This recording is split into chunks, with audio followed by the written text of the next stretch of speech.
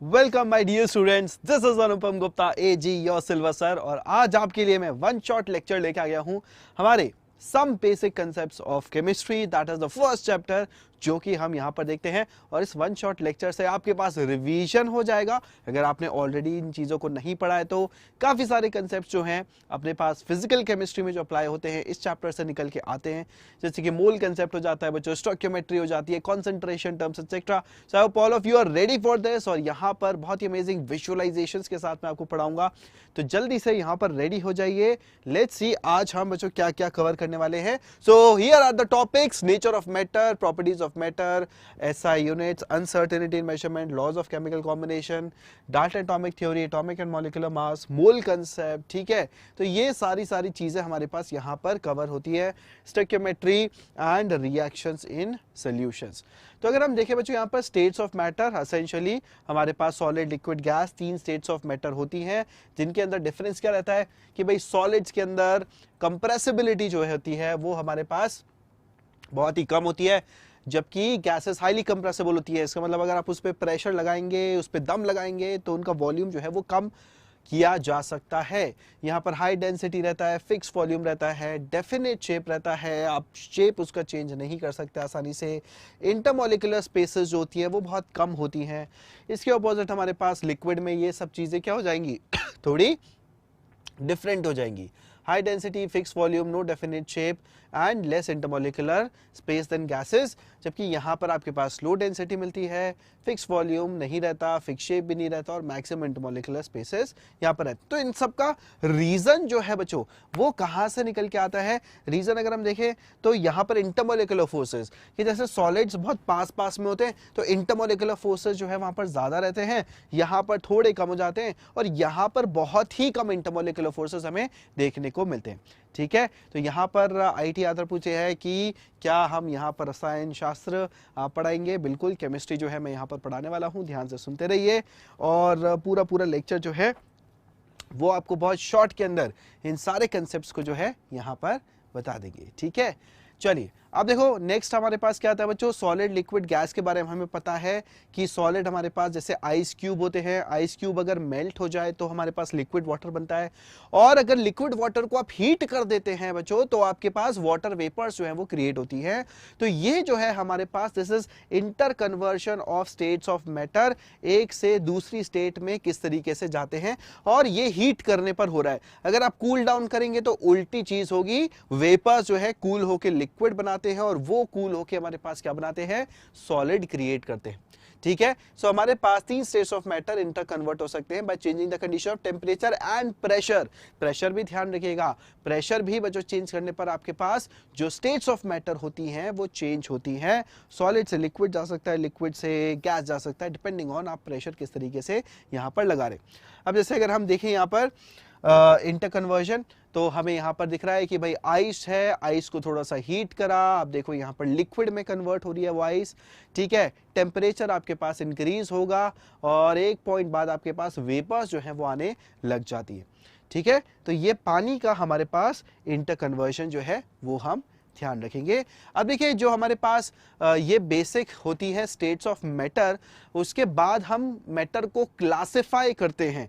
तो मैटर को क्लासिफाई जब करते हैं हमारे पास क्या क्या क्लासिफिकेशन निकल के आते हैं? We have mixtures, we have pure substances. Pure substances में हमारे पास एलिमेंट्स होते हैं, कंपाउंड्स होते हैं, और मिक्सचर्स के अंदर हमारे पास होमोजीनियस मिक्सचर, हेटेरोजीनियस मिक्सचर ये आते हैं। सो इन सभी के अंदर अगर देखा जाए what we have here is कि मिक्सचर जो है बच्चों वो हमारे पास दो या उससे ज्यादा प्योर सब्सटेंस को मिक्स करने से बने होते हैं। जैसे कि अगर हम देखें शुगर सोल्यूशन इन वाटर, अगर आप पानी में चीनी डालेंगे तो पानी अपने आप में एक प्योर कंपाउंड है, शुगर अपने आप में एक प्योर कंपाउंड है। ऐसे दो प्योर कंपाउंड को मिक्स करके हम मिक्सचर जो है वो क्रिएट करते हैं। तो प्योर सब्सटेंसेस हमारे पास ऐसे होते हैं जिसमें एक ही टाइप के मॉलिक्यूल्स मिले, एक ही टाइप के एटम्स मिले। तो हमारे पास शुगर हो गया, वाटर हो गया, सिल्वर हो गया, गोल्ड हो गया, ये सभी कंपाउंड्स हमारे एक ही टाइप के मॉलिक्यूल से बने होते हैं। फिर हमारे पास जो मिक्सचर्स होते हैं उसको हम फर्दर सब क्लासिफाई कर सकते हैं एज होमोजीनियस, हेटेरोजीनियस। होमोजीनियस का मतलब क्या होता है कि components completely mix with each other. जैसे कि अगर मैं बनाता हूं कॉफी, तो आप देखेंगे कि कॉफी के कहीं पर भी आप लीजिए सिप, आपके पास एक पूरा कप कॉफी का या टी का बना हुआ है, तो आप उस पूरे कप में कहीं पर भी देखेंगे तो आपके पास कॉम्पोजिशन जो है वो सेम आएगी, ठीक है। या फिर आप बोल सकते हैं कि जो टेस्ट है वो आपको सेम ही आने वाला है, बिकॉज कॉम्पोजिशन सेम है। सो उसी तरीके से हमारे पास जैसे ये है स्टील वगैरह, तो पूरा का पूरा एक स्टील का पाइप अगर हम लेंगे तो ऐसा नहीं है, वहां पर अलग अलग जगह अलग अलग कॉम्पोजिशन मिलेगी, सेम कॉम्पोजिशन हमें पूरे पाइप के अंदर मिलने वाली है। सो ऐसे होते हैं हमारे पास होमोजीनियस। जबकि हिट्रोजीनियस, जैसे कि अगर मैं सिंपल एग्जांपल लूं, कुकीज है, सैलेड्स है, तो यहां पर मिक्सचर है बट होमोजीनियस नहीं है। बिकॉज यहां पर आप देख सकते हो कि यहां पर सपोज मैं बोल रहा हूं कि ये मेरे पास एक चॉकलेट चिप कुकी है, तो इसमें ऊपर की साइड चॉकलेट चिप है, पर यहां पर नहीं है और यहां पर नहीं है और यहां पर है और यहां पर नहीं है।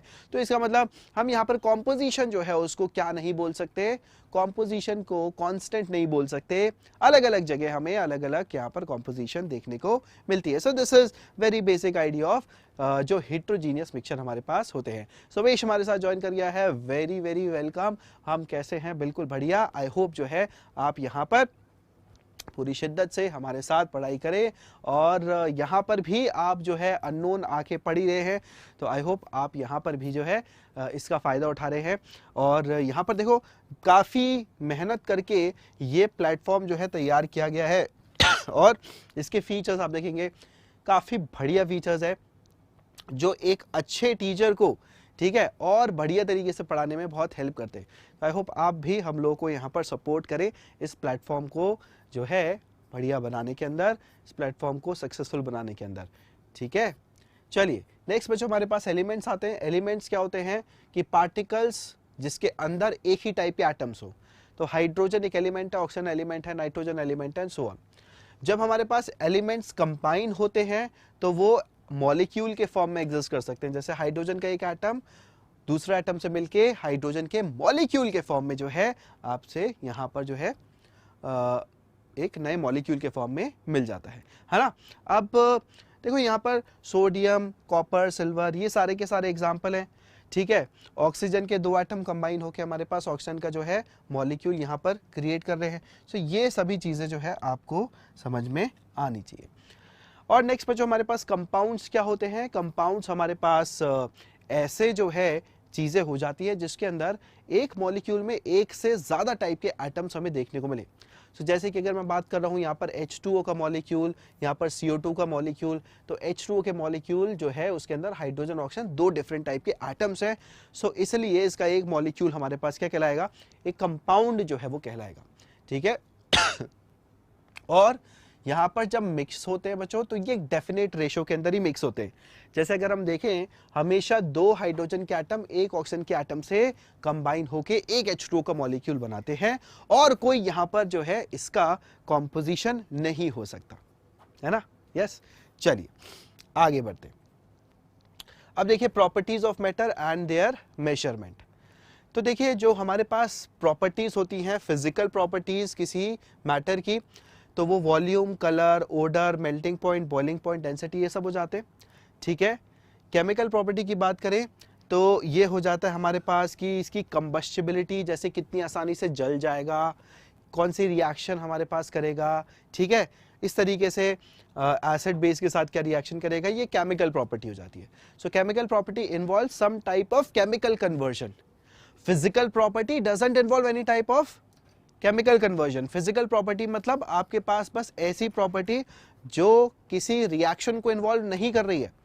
जैसे अगर मैं बोलूं कि कोई चीज मेल्ट हो रही है, तो वहां कोई रिएक्शन नहीं हो रही है, वहां बस आपका स्टेट जो है वो कन्वर्ट हो रहा है। तो मेल्टिंग पॉइंट किसी चीज का क्या हो जाएगा, एक फिजिकल प्रॉपर्टी जो है वो कहलाएगा। वॉल्यूम एक फिजिकल प्रॉपर्टी कहलाएगा, कलर फिजिकल प्रॉपर्टी कहलाएगा, बिकॉज इनमें कोई भी रिएक्शन इन्वॉल्व हमारे पास नहीं हो रही है, ठीक है। मोल कंसेप्ट भी इसमें पढ़ेंगे, यस मोल कंसेप्ट भी आज हम पढ़ने वाले हैं। सबसे पहले हम ये जो बेसिक्स है, ठीक है, जो थोड़ा बहुत रिवाइज भी आपके लिए हो जाएगा, अगर आप जूनियर क्लासेस में इसको पढ़ चुके हैं तो उसके लिए रिवीजन भी हो जाता है, ठीक है। और मोल कंसेप्ट जो है उसके अंदर हम कन्वर्शन सब सीखेंगे, तो वो वाली चीज़ भी हमारे सामने यहाँ पर आएगी, किस तरीके से मोल कंसेप्ट के अलग अलग कन्वर्जन हमारे पास रहते हैं। लिमिटिंग रिएजेंट और स्टोइकियोमेट्री का कंसेप्ट भी हटा दीजिएगा, इसमें प्लीज़ हटा देना है कि लगाना है ना, लगाना है ना, isn't it? तो हम पढ़ेंगे math approach, limiting reagent, stoichiometry, वो भी देखेंगे। चलिए अब देखो हमारे पास जो फिजिकल क्वांटिटी होती है ना, एक फिजिकल क्वांटिटी क्या होती है? Quantity that can be measured in terms of which laws of science are describe, right. तो जैसे अगर मैं बोल रहा हूं कि किसी चीज की लेंथ मीटर में हम जो है यहां पर देखेंगे, किसी चीज का किसी चीज के होने का टाइम सेकेंड्स के अंदर हम देखते हैं, या जो करंट है, करंट को हम एम्पियर्स के अंदर जो है मेजर करते हैं। तो ये सारी चीजें बच्चों हमारी क्या होती हैं? फिजिकल क्वांटिटीज होती है ना। और ये जो यूनिट्स है हमारे पास, kilogram, metre, second, ampere etcetera, ये सब यूनिट कहलाती है फिजिकल प्रॉपर्टी की, सो फिजिकल क्वांटिटी की। And that involves comparison with certain basic arbitrarily chosen internationally accepted reference standard called unit. तो होता क्या है, यूनिट्स जो है बच्चों, जैसे कि अगर मैं बोल रहा हूं कि मेरे पास यूनिट जो है मास की वो किलोग्राम है। अब सर 1 किलोग्राम कितना होता है, ये हमें किसने बताया? क्या हमें जो है यहाँ पर नेचर के अंदर कोई ऐसी एक चीज मिली थी जिसका वेट हमेशा 1 किलोग्राम होता है? तो ऐसा नहीं है। तो हमने, साइंटिस्ट ने मिलके आर्बिट्रेरीली एक जो है स्टैंडर्ड बनाया, एक स्टैंडर्ड ऐसा वेट बनाया जिसको उन्होंने रख के बोला कि देखो ये 1 किलोग्राम है, इसको मान लो, पूरी दुनिया को मानना पड़ेगा कि ये 1 किलोग्राम है। तो वो आर्बिट्रेरीली चोजन था हमारे पास। आर्बिट्रेरीली मतलब अपने मन से जो है यहाँ पर साइंटिस्ट ने रख दिया, और आप बच्चों को जो है बस एक डेफिनेशन दे दी याद रखने के लिए कि देखिए आपको अगर कोई पूछे 1 किलोग्राम क्या है, तो आप बताना अपनी डेफिनेशन कि देखो वहां पर अपने पास जो है पेरिस के अंदर एक लेबोरेटरी में एक वेट रखा है, वो 1 किलोग्राम है ना। तो इसी तरीके से अगर हम देखें इन सभी चीज़ों की, मीटर, सेकेंड, एम्पियर, किलो और सॉरी केल्विन, मोल और यहाँ पर जो है कैंडेला, इन सभी की कुछ आर्बिट्रेरी डेफिनेशंस हमारे पास रहती हैं जो कि साइंटिस्ट ने अपने पास क्रिएट कर दी है। ठीक है, आगे बढ़ते हैं। सो फिजिकल प्रॉपर्टीज का अगर मेजरमेंट देखें तो बच्चों हम इसको कैसे करेंगे? इन फिजिकल यूनिट्स के अंदर करते हैं, है ना। जो हमने अभी यूनिट पढ़ी उसको यूज करके हम फिजिकल प्रॉपर्टी का मेजरमेंट कर सकते हैं। और यहाँ पर ध्यान रखना, हम इन ये जो अभी तक यूनिट हमने देखी वो एसआई यूनिट्स थी, ठीक है, यस। और एसआई यूनिट्स जो हैं उसके बेसिस पे हम यहाँ पर जो है इन चीज़ों को कवर करते हैं। अब देखिए फंडामेंटल क्वांटिटीज, जैसे कि एक मीटर का स्केल अगर हम लें तो हमारे पास ये जो 1 मीटर की डेफिनेशन है ये हमने किसी तरीके से बना रखी है ना। और ये हमारे पास क्या होगी? फिजिकल क्वांटिटी होगी which are independent of other physical quantity, किसी पे डिपेंड नहीं करती। ये इस पार्ट से क्वेश्चन आते हैं कि ये तो बेसिक है, मतलब ये बेसिक तो हर जगह अप्लाई होता है, ठीक है। बेसिक्स जिसको भी बोला जाए मतलब वो आपके कहीं ना कहीं आगे जाके अप्लाई जरूर होते हैं। तो उस पर से क्वेश्चन बनते कि नहीं होते, बिल्कुल जो है आपके पास आते हैं। और ध्यान रखना आजकल आपकी जो एनसीईआरटी में जो कुछ लिखा हुआ है, ठीक है, from page 1 to page last, everything is important, everything is important, ठीक है। चलिए, तो हमारे पास जो फंडामेंटल क्वांटिटी होती है बच्चों वो कौन कौन सी हो जाती है? जैसे length, mass, time, temperature, electric current, amount of substance और ल्यूमिनस इंटेंसिटी की, ये सारी की सारी एसआई यूनिट्स हमारे पास रहती हैं। इन एसआई यूनिट्स और इनके जो सिंबल हैं वो आपको यहाँ पर याद होने चाहिए। देखिए metre, kilogram, second, kelvin, ampere, mole और कैंडेला। तो ध्यान रखिएगा यहाँ पर ये सभी की सभी चीज़ें बच्चों हमारे लिए छोटी मोटी बातें हमें लग रही हैं, पर आप देखोगे कि इंपॉर्टेंट हमेशा रहती है। और एक तो फिजिक्स के अंदर भी आप जो है इसको पढ़ते हैं ना, फिजिक्स के अंदर भी पढ़ते कि नहीं पढ़ते हैं? यस। अब देखो नेक्स्ट हमारे पास क्या आता है? नेक्स्ट बच्चों हमारे पास ये आ जाता है कि जो हमारे पास एसआई सिस्टम होता है उसमें हम कुछ प्रीफिक्सेस का यूज कर सकते हैं। जैसे सबसे सिंपल प्रीफिक्स कौन सा है? तो अगर मैं बोलूं if we have unit of length, length की यूनिट जो है बच्चों हमारे पास क्या है? मीटर है सपोज, है ना। लेंथ की यूनिट हमारे पास क्या है? मीटर है। अब मुझे बताओ कि 1000 मीटर कितना होता है? 1000 मीटर को हम और कैसे बोलते हैं? 1 किलोमीटर बोलते हैं ना, 1 किलोमीटर, ठीक है। 1 km because 1000 is 10 raised to power 3 metre is 1 kilo. तो यही हमारे पास क्या हो गया? यहाँ पर जो k हमने बोला, तो kilo is a prefix, kilo is a prefix, जिसका मतलब क्या है? 10 रेज टू पावर 3, है ना। उसी तरीके से देखो हमारे पास टेरा, ठीक है। उसी तरीके से हमारे पास टेरा हो गया, टेट्रा हो गया, ठीक है। 10⁻⁹ की बात करें तो गीगा हो जाएगा एंड सो ऑन। तो ये सारे के सारे हमारे पास कुछ बेसिक प्रीफिक्सेस होते हैं जो आपको याद रखने होते हैं। अब इसमें भी क्या होता है, स्टूडेंट्स को कभी कभी है ना यहाँ पर कंफ्यूजन हो जाता है, तो मैं आपको बता रहा हूँ ये प्रीफिक्सेस आपको अच्छे से याद होने चाहिए बच्चों। जैसे गीगा 10⁻⁹ होता है, ये पता होना चाहिए, वरना इससे कंफ्यूजन अपने पास क्रिएट होता है। हेक्टो 10⁻², ठीक है। फिर हमारे पास इसके अलावा 10 की अगर बात करें तो ये डेका। अब डेका और डेसी, इसमें कंफ्यूजन हो सकता है आप लोगों को भी कभी ना कभी हुआ हो, ठीक है। डेका और deci, so deca is 10⁻⁻1, deci is 10⁻⁻1, है ना। उसी हिसाब से 10⁻⁻² अपने पास सेंटी हो जाता है, 10⁻⁻3 आपके पास मिली हो जाता है, और 10⁻⁻6 आपके पास माइक्रो हो जाता है एंड सो ऑन, राइट। तो ये सारे के सारे बच्चों हमारे पास क्या हो गए, ये सारे के सारे हमारे पास प्रीफिक्सेस है जो हमें याद होने चाहिए। क्या आपको ये फंडा जो है बिल्कुल क्लियर हो रहा है। माइक्रो का सिंबल भी ध्यान रखना बच्चों, म्यू। माइक्रो का सिंबल आपके पास क्या होता है, म्यू जो है वो रहता है। और 10⁻⁻9 इज नैनो, नैनो को हम स्मॉल एन से डिनोट करते हैं। 10⁻⁻12 जो हो जाता है that is pico, picometre is regularly set, ठीक है। पिकोमीटर हमारे पास रेगुलरली जो है वो यूज होता है एटॉमिक स्ट्रक्चर के अंदर। सुनील बोल रहा है कि थ्योरी पढ़ेंगे क्या, नहीं नहीं, थ्योरी के साथ क्वेश्चन भी करेंगे, ठीक है। थ्योरी के साथ बच्चा हम क्वेश्चन भी करेंगे। अभी ये वाला जो बेसिक पार्ट है इसके अंदर तो क्वेश्चन नहीं है, आगे क्वेश्चन आएंगे। नेक्स्ट देखो हमारे पास डिराइव्ड क्वांटिटी क्या होती है। तो बच्चों अभी तक हमने जो भी पढ़ा कि मीटर और मीटर हो गया, सेकंड हो गया, ठीक है, ये सारी की सारी हमारे पास कुछ बेस यूनिट्स होती हैं जो कि हमारे पास साइंटिस्ट ने दे रखी है। अब इसके बेसिस पे हमारे पास कुछ डिराइव्ड यूनिट्स जो है वो क्रिएट होती है। डिराइव्ड यूनिट कैसी होती हैं, जैसे कि अगर मैं बोलता हूं डेंसिटी, तो डेंसिटी की यूनिट जो होती है वो मास पर यूनिट वॉल्यूम होती है। सो मास के लिए किलोग्राम हम यूज कर लेते हैं और वॉल्यूम के लिए हम क्या यूज कर लेते हैं, सपोज मीटर क्यूब हम यूज कर लेते हैं। तो आप देखो कि ये जो डेंसिटी की यूनिट है ये एक डिराइव्ड है। डिराइव होने का मतलब किसी चीज से निकली हुई, डिराइव होने का मतलब किसी चीज से निकली हुई, है ना। तो किसी चीज से अगर मेरे पास कोई चीज बन रही है तो उसको डिराइव्ड हम बोल रहे हैं।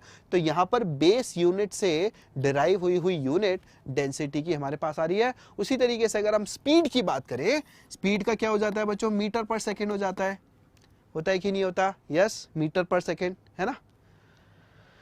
तो ये हमारे पास कुछ बेसिक आइडिया है डिराइव्ड यूनिट्स होने का। अच्छा, एक डिफरेंस हमारे पास होता है बच्चों मास और वेट के अंदर, वो भी ध्यान रखिएगा। मास और वेट में बच्चों क्या डिफरेंस होता है, ध्यान से सुनिए। Mass of substance is the amount of matter present in it, while weight is the force exerted by gravity on an object. अगर हम देखें तो मास और वेट ये बच्चों दो अलग हमारे पास क्या हैं, दो अलग हमारे पास क्वांटिटीज होती हैं। और यहां पर जनरली क्या होता है कि मास और वेट को सेम ही लेके चल लिया जाता है, बट एक्चुअली ये हमारे पास दो डिफरेंट तरह की चीजें होती हैं। मास जो होता है किसी मैटर का अमाउंट जो है वो बताता है, जबकि वेट बताता है फोर्स एक्सर्टेड बाय ग्रेविटी। अब देखो आपको इसका बहुत ही अमेजिंग जब विजुअलाइजेशन में आपको दिखा रहा हूं, ये सभी चीजें आप देखते रहोगे तो आपको ज्यादा मजा आएगा। जैसे कि अर्थ की अगर बात करें तो अर्थ पे अगर मैं 10 किलोग्राम अगर मैं मास लेके चल रहा हूं, ठीक है, तो वो मास को अगर मैं किसी वेइंग स्केल पे रखता हूं, जैसे आपके घरों में होगा वेइंग स्केल होगा, ठीक है, जिस पे आप चढ़ के अपना वेट देखते हो, या फिर आपने कहीं पर जो है दुकानों में लगा देखा होगा, ठीक है, वेट, तो वो 10 किलो की चीज अर्थ के ऊपर 10 किलो की जो है रहेगी। और अगर हम उसका वेट की बात करते हैं तो हम क्या करते हैं, 10 को मल्टीप्लाई करते हैं किससे, इस 10 को हम मल्टीप्लाई करते हैं, इस 10 को हम मल्टीप्लाई करते हैं ग्रेविटी से। ग्रेविटी इज 9.8, तो उससे हमारे पास क्या निकल के आता है, यहां पर वेट जो है वो निकल के आ जाता है इन टर्म्स ऑफ न्यूटन, ठीक है। जबकि अगर मैं मून पे बात करूं तो मून पे 10 किलो की चीज का मास तो 10 किलो होगा, पर उसका वेट कितना हो जाएगा, वेट सिर्फ यहां पर 60 न्यूटन हो जाएगा। तो ऐसा क्यों हो रहा है, ऐसा इसलिए हो रहा है बिकॉज जो यहां पर मून की ग्रेविटी है वो बहुत कम है, तो मून की ग्रेविटी आपके पास 1.6 होती है, जबकि अर्थ की ग्रेविटी 9.8 होती है। और अगर हम स्पेस की बात करें तो स्पेस में जो कोई ग्रेविटी नहीं होती है, तो देखो आपके पास वेट जो है वो 0 आ जाता है। इसलिए हम बोलते हैं कि स्पेस में वेटलेसनेस होती है। जो एस्ट्रोनॉट्स वगैरह जाते हैं, आप में से काफ़ी बच्चों का यहाँ पर जो है सपना होगा कि हम एस्ट्रोनॉट बने, तो एस्ट्रोनॉट जब जाते हैं आपने देखा होगा कि किस तरीके से वो जो है तैरते रहते हैं हवा के अंदर। So that is weightlessness. ऐसा नहीं है कि उनकी बॉडी में मास नहीं है, पर ग्रेविटी ना होने की वजह से उनको वेट फील नहीं होता है। ठीक है, यस। अच्छा, प्रेप डेस्क पूछा है ड्रॉप लेता हूं तो मुझे अपनी प्रिपरेशन कैसे प्रोसीड करनी चाहिए। जितने भी हमारे पास ड्रॉपर स्टूडेंट्स हैं उनके पास कुछ ना कुछ बेस तो देखो रेडी होता ही है, बस उनको क्या ज़रूरत होती है टाइम लगाने की। आप ये मान के चलिए कि अगर आप ड्रॉप कर रहे हैं तो आप दिन का 8 से 10 घंटा जो है वो पढ़ाई में लगा रहे हैं। एक पर्टिकुलर पेड आपके पास जो है बैच में एनरोल आपको करना है, ऑनलाइन ऑफलाइन जो भी आपको कन्वीनियंट पड़े, और उसमें एक ही जगह पर बिल्कुल शिद्दत से बेस्ट टीचर से आपको यहाँ पर पढ़ना है। ठीक है, तो इससे क्या होगा, आपके पास आपको टाइम जो है 10 घंटे जब लगाओगे एक ही जगह से कॉन्सेंट्रेट करके पढ़ोगे तो आपका रिजल्ट जो है वो आना बिल्कुल तय होगा। बहुत सारे स्टूडेंट्स क्या गलती करते हैं, 10 जगह जो है वो अपना फोकस लगा देते हैं, वहाँ दिक्कतें बहुत ज़्यादा होती है। ठीक है, वहाँ बहुत ज़्यादा दिक्कतें आपको होती है।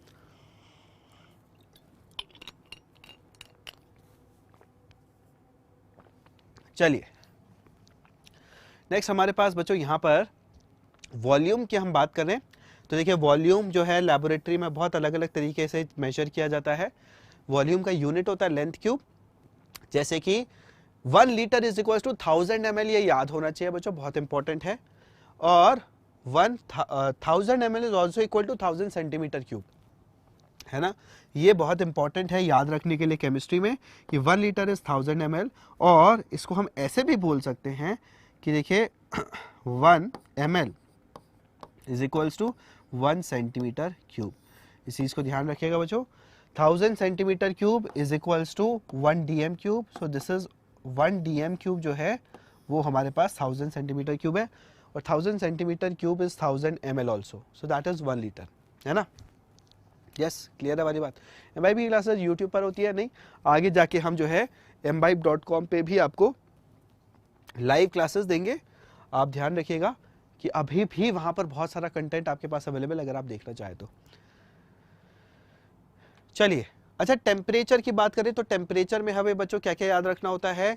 टेम्परेचर हमारे पास 3 स्केल्स होते हैं, केल्विन और सेल्सियस, डिग्री सेल्सियस और डिग्री फ़ारेनहाइट। तो केल्विन स्केल जो होता है उसको हम एब्सोल्यूट स्केल भी बोलते हैं, और इस स्केल में क्या रहता है, जो डिग्री सेल्सियस है उसमें अगर हम 273 ऐड कर देते हैं तो वो हमारे पास केल्विन के अंदर टेम्परेचर निकल के आता है। ठीक है, और डिग्री फ़ारेनहाइट और डिग्री सेल्सियस के अंदर हमारे पास क्या रिलेशन होता है, degree Fahrenheit is equal to 9/5 + 32।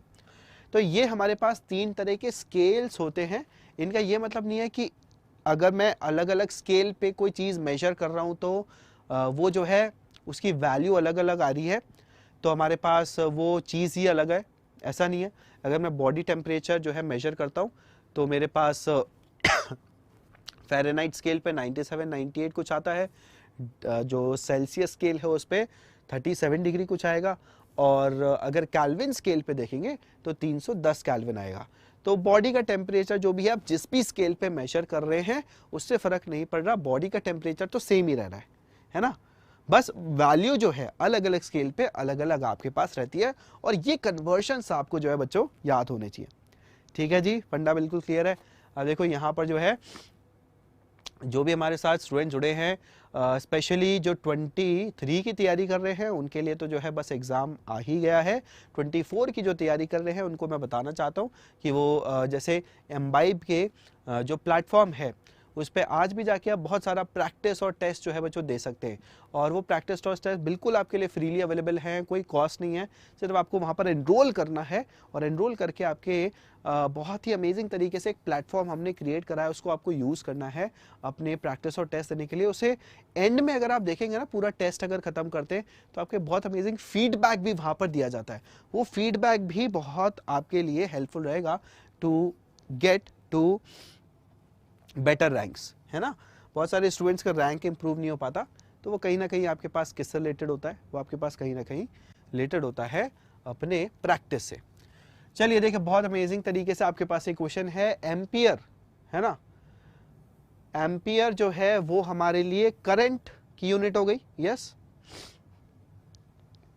Candela जो होता है बच्चों, वो हमारे पास किसका हो जाता है, वो हमारे पास लाइट का हो जाता है यूनिट। और सेल्सियस जो है वो हमारे पास टेम्परेचर का यूनिट हो जाता है ना। तो ये हमारे पास अलग अलग फिजिकल क्वांटिटी के यूनिट्स हैं।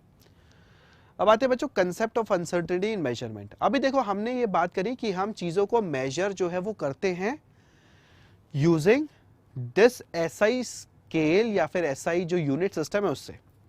पर होता क्या है कि सपोज हम लैबोरेटरी में, ठीक है,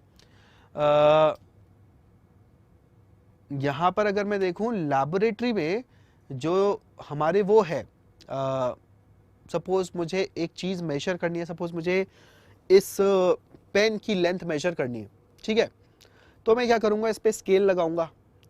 अब होता क्या है कि जब भी हम कोई भी चीज का मेजरमेंट करते हैं बच्चों लैबोरेटरी में जाके, खुद से खड़े होके, तो हमेशा क्या होता है कि आपकी कुछ ना कुछ वहां पर अनसर्टेनिटी रहती है या कुछ ना कुछ एरर रहती है।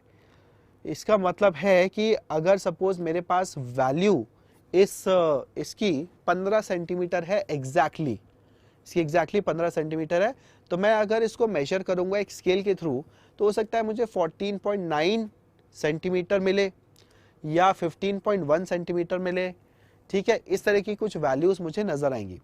क्यों? क्योंकि देखो, जब मैं इसको मेजर कर रहा हूं स्केल लेके, तो मैं अपनी आंखों से देख रहा हूं। अब इंसान की आंखें जो है ना, वो किस एंगल पे देख रही हैं, ठीक है, ऐसे मैं देख रहा हूं स्केल को, ऐसे मैं देख रहा हूं स्केल को, ऊपर से मैं देख रहा हूं, उस एंगल के बेसिस पे उसकी वैल्यू जो है वो अलग अलग नजर आती है हमको। सो बच्चों, हमारे पास जब भी कोई भी चीज का मेजरमेंट किया जाता है रियल लाइफ में, वो 100% एक्यूरेट होना जरूरी नहीं है, उसमें हमेशा आपको क्या मिल सकती है, कुछ अनसर्टेनिटी जो है वो मिलेगी। और जब मेजरमेंट किया जाता है बच्चों, तो हम उसे साइंटिफिक नोटेशन के अंदर जो है डिनोट करते हैं, ताकि हमें ये पता लगे कि वहां पर कितनी अनसर्टेनिटी देखने को मिल रही है। सबसे पहले साइंटिफिक नोटेशन देख लेते हैं, बहुत सिंपल सी चीज होती है हमारे पास। तो हम बोल रहे हैं कि जैसे ये नंबर है, ये एक साइंटिफिक नोटेशन में है।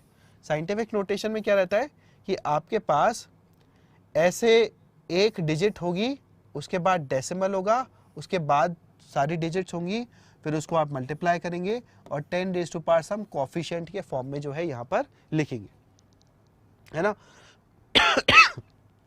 तो अब जैसे अगर मैं लिख रहा हूं 232.508, तो इसको लिखने के लिए हम क्या करेंगे, ये जो अपने पास यहां पर क्या है, ये जो अपने पास यहां पर वो है डॉट, इसको हम यहां पर मूव करेंगे, है ना, इसको हम यहां पर मूव करेंगे, 2.32508 इसको लिखेंगे। तो उस प्रोसेस के अंदर हमारे पास क्या हुआ, जब हमने ये जो डेसिमल है इसको 2 डिजिट आगे करा, तो फिर हमें क्या करना पड़ेगा, हमें यहां पर इसको 10 रेज़ टू पावर 2 से मल्टीप्लाई करना पड़ेगा। So this number is coming as 2.32508 into 10 raise to power 2। ये बच्चों हमारे पास साइंटिफिक नोटेशन जो है वो रहती है for measurement of various things, है ना। तो हमें इसी को ही यूज करना होता है। अब जब हम इस तरीके से जो है साइंटिफिक नोटेशन को यूज करते हैं, तब अगर दो नंबर हैं जो कि साइंटिफिक नोटेशन में उसको मल्टीप्लाई करते हैं, ठीक है, तो क्या होता है, जैसे 9.8 इंटू 2.5 ये हम करेंगे, ठीक है, और जो हमारे पास यहाँ पर 10 raise to power -2 10 raise to power -6 है, इन दोनों को हम क्या कर देंगे, ऐड कर देंगे। सो -2 और -6 को ऐड कर देंगे मल्टीप्लिकेशन के टाइम पे। जबकि अगर मेरे पास ये नंबर है, इनको डिवाइड मुझे करना है, तो डिवाइड करते हुए क्या करेंगे, 2.7 को 5.5 से करेंगे और 10 रेज़ टू पावर -3 से 10 रेज़ टू पावर 4 इसको जब डिवाइड करेंगे तो -3 और -4 ये हम यहाँ पर कर देंगे। मतलब डिनोमिनेटर वाला कोफिशिएंट जो है उसको न्यूमरेटर में से हमें माइनस करना होता है, राइट। तो इस तरीके से हमारे यहाँ पर नंबर जो है निकल के आते हैं साइंटिफिक नोटेशंस के अंदर। सिमिलरली अगर मुझे ऐड या सब्ट्रैक्ट करना होता है तब हम क्या करते हैं बच्चों, ऐड और सब्ट्रैक्ट करते वक्त आप ध्यान से देखो, जैसे 2.35 प्लस 9.85, तो इन दोनों को हमने ऐड करा 3.35 आ रहा, और 10⁴ और 10⁻3 इनको अगर हम देखें तो क्योंकि ये अलग अलग है, ठीक है, तो इसलिए पहले 9.85 को हमने 0.985 में कन्वर्ट करा। ये कैसे कन्वर्ट करा, तो 9.85 को 0.985 में हमने कन्वर्ट करा ताकि अपने पास 10⁴ यहां पर आ जाए। यहां पर 10⁴ है, यहां पर 10⁴ है, तो हम क्या करते हैं, जो भी साइंटिफिक नोटेशन के अंदर नंबर लिखे होते हैं अगर उनको ऐड सब्ट्रैक्ट करना होता है तो उनके जो नंबर्स होते हैं उनके कोफिशिएंट को हम सेम कर देते हैं। यहाँ 4 है, यहाँ 3 है, तो दोनों को हमने 4 कर दिया, और फिर अब हम यहाँ पर डायरेक्टली इसको ऐड कर रहे हैं। जब सब्ट्रैक्ट करेंगे तो आप देखो ये नंबर है, ये नंबर है, इसमें 10⁻², इसमें 10⁻³ है, तो हम क्या करेंगे, इसके अंदर हम यहाँ पर इन कोफिशिएंट्स को पहले सेम कर देंगे, दैट इज 10⁻² और 10⁻² कर देंगे। तो 10⁻² करने के लिए हमने क्या करा, यहाँ पर ये 5.8 के अंदर 10⁻1 से मल्टीप्लाई कर दिया, सो ये 0.58 हमारे पास निकल के आ रहा है। तो आई होप आपको ये वाले फंडे जो है बिल्कुल क्लियर हो गए बच्चों, ठीक है। चलिए अब नेक्स्ट है बच्चों हमारे पास सिग्निफिकेंट फिगर्स। तो होता क्या है कि जो हमारे पास यहाँ पर इस तरीके से मेजरमेंट किया जाता है, सबसे पहले तो हमने सीखा कैसे साइंटिफिक नोटेशन के अंदर उसको लिखते हैं। फिर सिग्निफिकेंट फिगर्स क्या होते हैं, these are meaningful digits which are known with certainty +1 which is estimated और अनसर्टेन। जैसे कि सपोज मैं कोई मेजरमेंट ले रहा हूं यहाँ पर, तो आप देखो यहाँ पर अगर मैंने स्केल को कुछ इस तरीके से रखा है, ठीक है, तो मेरी वैल्यू यहाँ पर कितनी निकल के आ रही है, 25.1 कुछ निकल के आ रही है, ठीक है। जबकि अगर ये थोड़ा सा भी टेढ़ा हो गया तो इसकी वैल्यू देखो कितनी निकल के आ रही है, 25.2 कुछ निकल के आ रही है। तो होता क्या है कि जब भी हम लैबोरेटरी के अंदर मेजरमेंट करते हैं, तो मैंने आपको क्या बताया बच्चों कि वो जो मेजरमेंट है उसमें कुछ ना कुछ आपकी अनसर्टेनिटी रहती है। तो यही जो अनसर्टेनिटी है कि आपके पास आपने इस तरीके से रखा है तो 25.1 वैल्यू है, इस तरीके से रखा है 25.2 है, तो सही क्या है गलत क्या है, इसको डिफाइन करने के लिए हम उस नंबर्स के सिग्निफिकेंट फिगर्स डिसाइड करते हैं। तो अनसर्टेनिटी इन एक्सपेरिमेंटल और calculated values is indicated by mentioning the number of significant figures, and uncertainty is indicated by writing the certain digits and the last uncertain digit. जैसे इस case के अंदर मैं बोलूंगा कि मेरे पास सिग्निफिकेंट फिगर्स कितने होंगे, so if we have this 25.1, ठीक है, तो ये जो है ये मेरे पास सर्टेन डिजिट है, और लास्ट वाली जो डिजिट होती है मेरे पास क्या होती है, वो अनसर्टेन होती है। लास्ट वाली डिजिट अनसर्टेन होती है। टोटल डिजिट्स यहां पर कितनी हुई, 1 2 3, ठीक है, टोटल डिजिट्स मेरे पास कितनी हुई, 3। तो यहां पर 3 सिग्निफिकेंट फिगर्स हैं, यहां पर 3 सिग्निफिकेंट फिगर्स हमारे पास हैं, ठीक है बच्चा लोग, क्लियर वाली बात। चलो आगे चलते हैं। सो जैसे कि एक और मेजरमेंट हमारे पास है, देखो यहाँ पर इस पेपर को मेजर किया जा रहा है, तो पेपर को मेजर करने के अंदर हमारे पास कितना यहाँ पर जो है वो आ रहा है, so we are getting some value here. अब ये जो वैल्यू है हमारे पास, इसके अंदर हम क्या बोलेंगे कि we have certain significant figures. वो कैसे आएगी, आपके अनसर्टेन और सर्टेन डिजिट से आएगी। फिर देखो क्या होता है कि अगर आपको ये बोला जाए, है ना, ये क्वेश्चन काफी बार एग्जाम्स में दिया जाता है कि सपोज मैं बोल रहा हूं लैबोरेटरी में मेजरमेंट करा, ये कि स्केल से मैंने एक वैल्यू निकाली और वो कितनी निकल के आ रही है, 0.00301। आपसे पूछा जाए बच्चों इसके अंदर कि सिग्निफिकेंट फिगर्स कितने हैं, आपसे पूछा जाए सिग्निफिकेंट फिगर कितने हैं, तो आपको यह ध्यान रखना होता है बच्चों कि कुछ आपके यहां पर रूल्स होते हैं सिग्निफिकेंट फिगर निकालने के लिए, वो आपको याद रखने। रूल्स क्या होते हैं, जैसे कि अगर मैं बात करूं होल नंबर्स की, तो होल नंबर क्या होते हैं, जैसे कि अगर मेरे पास नंबर है which are neither rounded nor represent measured value, infinite number of significant digits, तो 2πr, 2πr आपको पता है बच्चों क्या होता है, सर्कमफ्रेंस ऑफ अ सर्किल, है ना, 2πr is the circumference of a circle.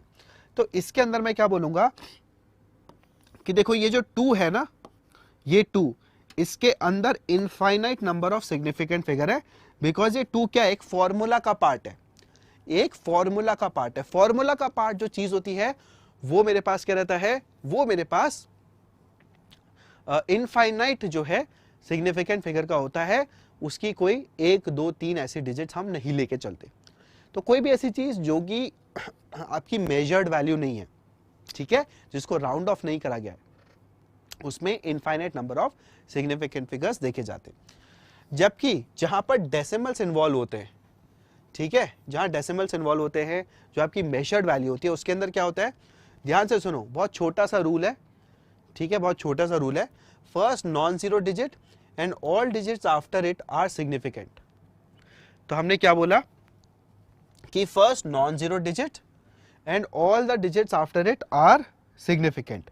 तो आप देखो यहां पर जैसे कि ये है, अब इसके अंदर बच्चों हमारे पास कितने सिग्निफिकेंट फिगर हुए, तो वी आर गोइंग टू से कि देखिए पहला 3 जो है ना, सो this is the first non zero digit, है ना, देखो 0 है, फिर 0 है, फिर 0 है, उसके बाद 3 है, तो 3 क्या है, पहला नॉन जीरो डिजिट है, तो 3 हमारा सिग्निफिकेंट हुआ, ये सारे के सारे 0 हमारे सिग्निफिकेंट नहीं हुए, ये सारे के सारे 0 सिग्निफिकेंट नहीं है, 3 0 है, और 3 के बाद जितने भी हैं वो सारे सिग्निफिकेंट है, 3 के बाद जितने भी हैं वो सारे सिग्निफिकेंट है।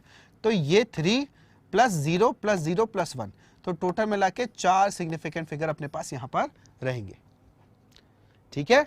अब 3.0 के अंदर हम क्या बोलेंगे, 3 है फर्स्ट नॉन जीरो डिजिट, उसके बाद यहां पर ये 0 लिखा हुआ है, तो यहां पर आपके 2 सिग्निफिकेंट फिगर्स जो है वो रहेंगे। यहां पर देखिए 3.001, ये फर्स्ट नॉन जीरो डिजिट है, उसके बाद आपके पास 001, तो टोटल 4 सिग्निफिकेंट फिगर यहां पर है। ध्यान दीजिएगा 10⁻³ जो है बच्चों वो कॉफिशिएंट है, ठीक है, उसको आप सिग्निफिकेंट फिगर्स के अंदर काउंट नहीं करते, उसको सिग्निफिकेंट फिगर्स में आप काउंट नहीं करते, ठीक है।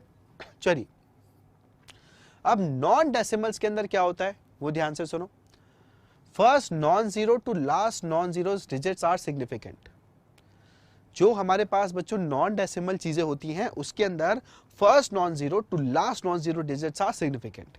जैसे कि यहां पर क्या हुआ, जैसे कि यहां पर आपके पास 3000, तो 3000 में 3 पहला नॉन जीरो है, और यही क्या है, लास्ट भी है, first and last non zero digit. तो देखिए यहां पर टोटल सिग्निफिकेंट फिगर कितने आए, यहां पर 1 ही आए, यहां देखिए सिर्फ 1 ही है, एक ही सिग्निफिकेंट फिगर है वो 3। यहां देखिए यहां पर भी वही एग्जांपल है, 3 जो है पहला नॉन जीरो है और यही लास्ट अपने पास नॉन जीरो भी है, तो यहां पर कितने हुए, 1। यहां देखिए पहला और फिर ये आखिरी, so this is first and this is last, so 3001, तो टोटल मिला के 4 सिग्निफिकेंट फिगर हमारे पास निकल के आ रहे हैं। ये बच्चों हमारे पास यहाँ पर कुछ बेसिक आइडिया हो गया, इसको याद रखिएगा। आई होप जो है आपको ये फंडे याद हो गए हैं ऑलरेडी, कोई बहुत डिफिकल्ट नहीं है, इसको जल्दी से नोट डाउन भी कर लो, नोट डाउन करना है तो फिर हम इसमें आगे जो है वो बढ़ेंगे। यस।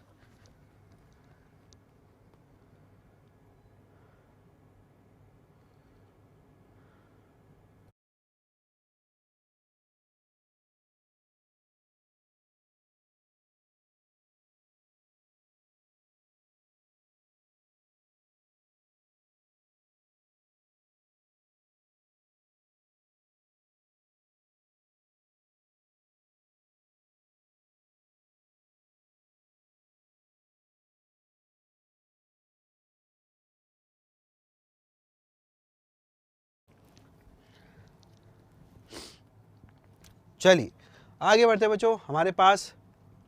अब देखिए क्या होता है कि जब हम एडिशन और सब्ट्रैक्शन करते हैं तो एडिशन और सब्ट्रैक्शन करते वक्त हमें राउंड ऑफ करने की ज़रूरत पड़ती है, ठीक है, राउंड ऑफ करने की। तो राउंड ऑफ कैसे किया जाता है वो आपने कुछ पहले भी कभी रूल्स जो है बच्चों बचपन में पढ़े होंगे, वापस से मैं आपको बता देता हूँ। जैसे हमारे पास कोई एक नंबर है a.bc जिसमें 3 डिजिट है, 3 सिग्निफिकेंट फिगर है और इसको हमें 2 सिग्निफिकेंट फिगर के अंदर ही कन्वर्ट करना है।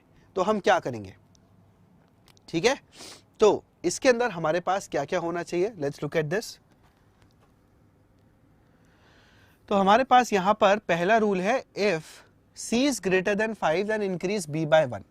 तो देखो होता क्या है कि मेरे पास जैसे है 2.36, तो 2.36 के अंदर मेरे पास 3 सिग्निफिकेंट फिगर्स हैं। इससे मुझे कन्वर्ट करना है 2 सिग्निफिकेंट फिगर में। तो हम क्या देखते हैं, हम इस 6 नंबर को देखेंगे, हम इस 6 नंबर को देखेंगे बच्चों, और हम इस 3 नंबर को देखेंगे, ठीक है, यस। इसमें पिछली बार नंबर गए थे मल्टीप्लिकेशन करने में, हाँ बिल्कुल जो है ये प्रॉब्लम होती है, आपको पहले पूरा जो है सॉल्व करना होता है, उसके बाद आपको राउंड ऑफ करना होता है। तो अगर मैं बोलूं 6 और 3, तो 6 जो है क्योंकि मेरे पास ग्रेटर देन 5 है, ठीक है, सो 3 + 1 हम यहां पर कर देंगे। तो इससे आपके पास क्या निकल के आएगा बच्चों, इससे आपके पास यहां पर निकल के आएगा 2.4, है ना, इससे आपके पास 2.4 निकल के आएगा। अब जैसे एग्जांपल है मेरे पास c लेस देन 5 का, तो c लेस देन 5 जैसे कि 2.43, तो 2.43 में ये जो है 3 दिस इज लेस देन 5, तो क्या मेरे पास यहां पर सिग्निफिकेंट फिगर आएगा 2.4, दैट इज 2, है ना। 2.43 को राउंड ऑफ करेंगे तो 2.4 आ जाता है। अच्छा, अगर C 5 है तो B अगर हमारे पास इवन है तो कोई चेंज नहीं होगा। जैसे कि अगर मैं लिखूं 2.45, तो 2.45 में मेरे पास क्या है, ये जो 4 है इवन है, तो अब मैं यहां पर 5 को हटाऊंगा और कोई चेंज यहां पर नहीं करूंगा। अगर C 5 है और B ऑड है देन इंक्रीज B बाय 1, ठीक है, तो 2.35 है, इसका मैं क्या करूंगा, इसके राउंड ऑफ में लिखूंगा 2.4। तो आप देख सकते हो बच्चों किस तरीके से राउंड ऑफ जो है वो करे जाते हैं। राउंड ऑफ हम कहाँ यूटिलाइज करते हैं, जब मल्टीप्लिकेशन और डिवीजन, एडिशन, सब्ट्रैक्शन हमें करना हो 2 नंबर्स का जहां पर डेसिमल इन्वॉल्व हैं, तो फिर आप एंड में वहां पर राउंड ऑफ करके जो है अपना आंसर लिखते, ठीक है, एंड में राउंड ऑफ करके आप वहां पर आंसर जो है लिखेंगे। जैसे कि मैथमेटिकल ऑपरेशन ऑन डेसिमल्स अगर बात करी जाए, सो इफ आई आस्क कि 98.1 इंटू 0.03, ठीक है, 98.1 इंटू 0.03, ये अगर 2 नंबर्स को मैंने मल्टीप्लाई करा है तो इसका फाइनल आंसर कितना होना चाहिए। तो इसमें हम क्या करते हैं बच्चों, हम पहले मल्टीप्लाई डिवाइड करते हैं और फिर फाइनली राउंड ऑफ करते हैं सच दैट जो फाइनल नंबर है it should retain as many significant figure as there are in the original number with the least significant figure. तो जैसे आप देखो यहाँ पर 98.1 को 0.03 से मैंने मल्टीप्लाई करा, अब इसमें सिग्निफिकेंट फिगर कितने कितने हैं, 98.1 के अंदर मेरे पास सिग्निफिकेंट फिगर है बच्चों यहाँ पर 3, और यहाँ पर सिग्निफिकेंट फिगर कितने हैं मेरे पास 1, ठीक है, सिर्फ ये 3 वाला। ये इसके रूल्स हमने पहले अभी सीखे थे थोड़ी देर पहले। अब इन दोनों को जब मल्टीप्लाई करते हैं तो हमारे पास क्या निकल के आता है, हमारे पास निकल के आता है 2.943, क्या निकल के आता है 2.943। तो जो ये मेरे पास 2.943 है, ठीक है, ये जो मेरे पास 2.943 है, इसको मुझे राउंड ऑफ करना पड़ेगा सच दैट इसमें इतने ही सिग्निफिकेंट फिगर हो जितना मेरे पास least significant figure original number के अंदर है। तो आप देखो यहां पर बच्चों फाइनली आंसर मेरे पास क्या आना चाहिए, फाइनली आंसर मेरे पास आएगा 3 ओनली। 98.1 को 0.03 से मल्टीप्लाई करा तो एक्चुअल मेरे पास कैलकुलेशन क्या आई 2.943। अब 2.943 में 4 सिग्निफिकेंट फिगर है, बट आपको क्या चाहिए सिर्फ एक ही चाहिए फाइनल आंसर में। तो फाइनल आंसर में जब आपको एक ही चाहिए तो आप क्या करेंगे, इस नंबर को देखेंगे 9 को, 9 जो है वो 5 से बड़ा है तो इससे पहले वाली डिजिट को आप क्या कर देंगे, इससे पहली वाली डिजिट को आप 1 से बढ़ा देंगे। ठीक है, तो क्या निकल के आया मेरे पास यहाँ पर आंसर, यहाँ पर मेरे पास आंसर निकल के आया 3।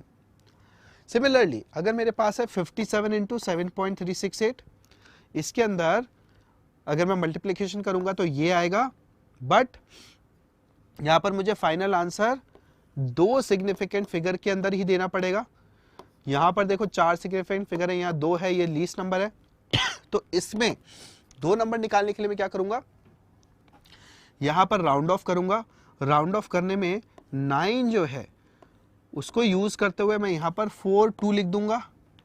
ठीक है, बट अभी देखो कहानी खत्म नहीं हुई, क्योंकि 42 के आगे अगर मैं यहाँ पर 0 लिख देता हूँ तो प्रॉब्लमैटिक है ना।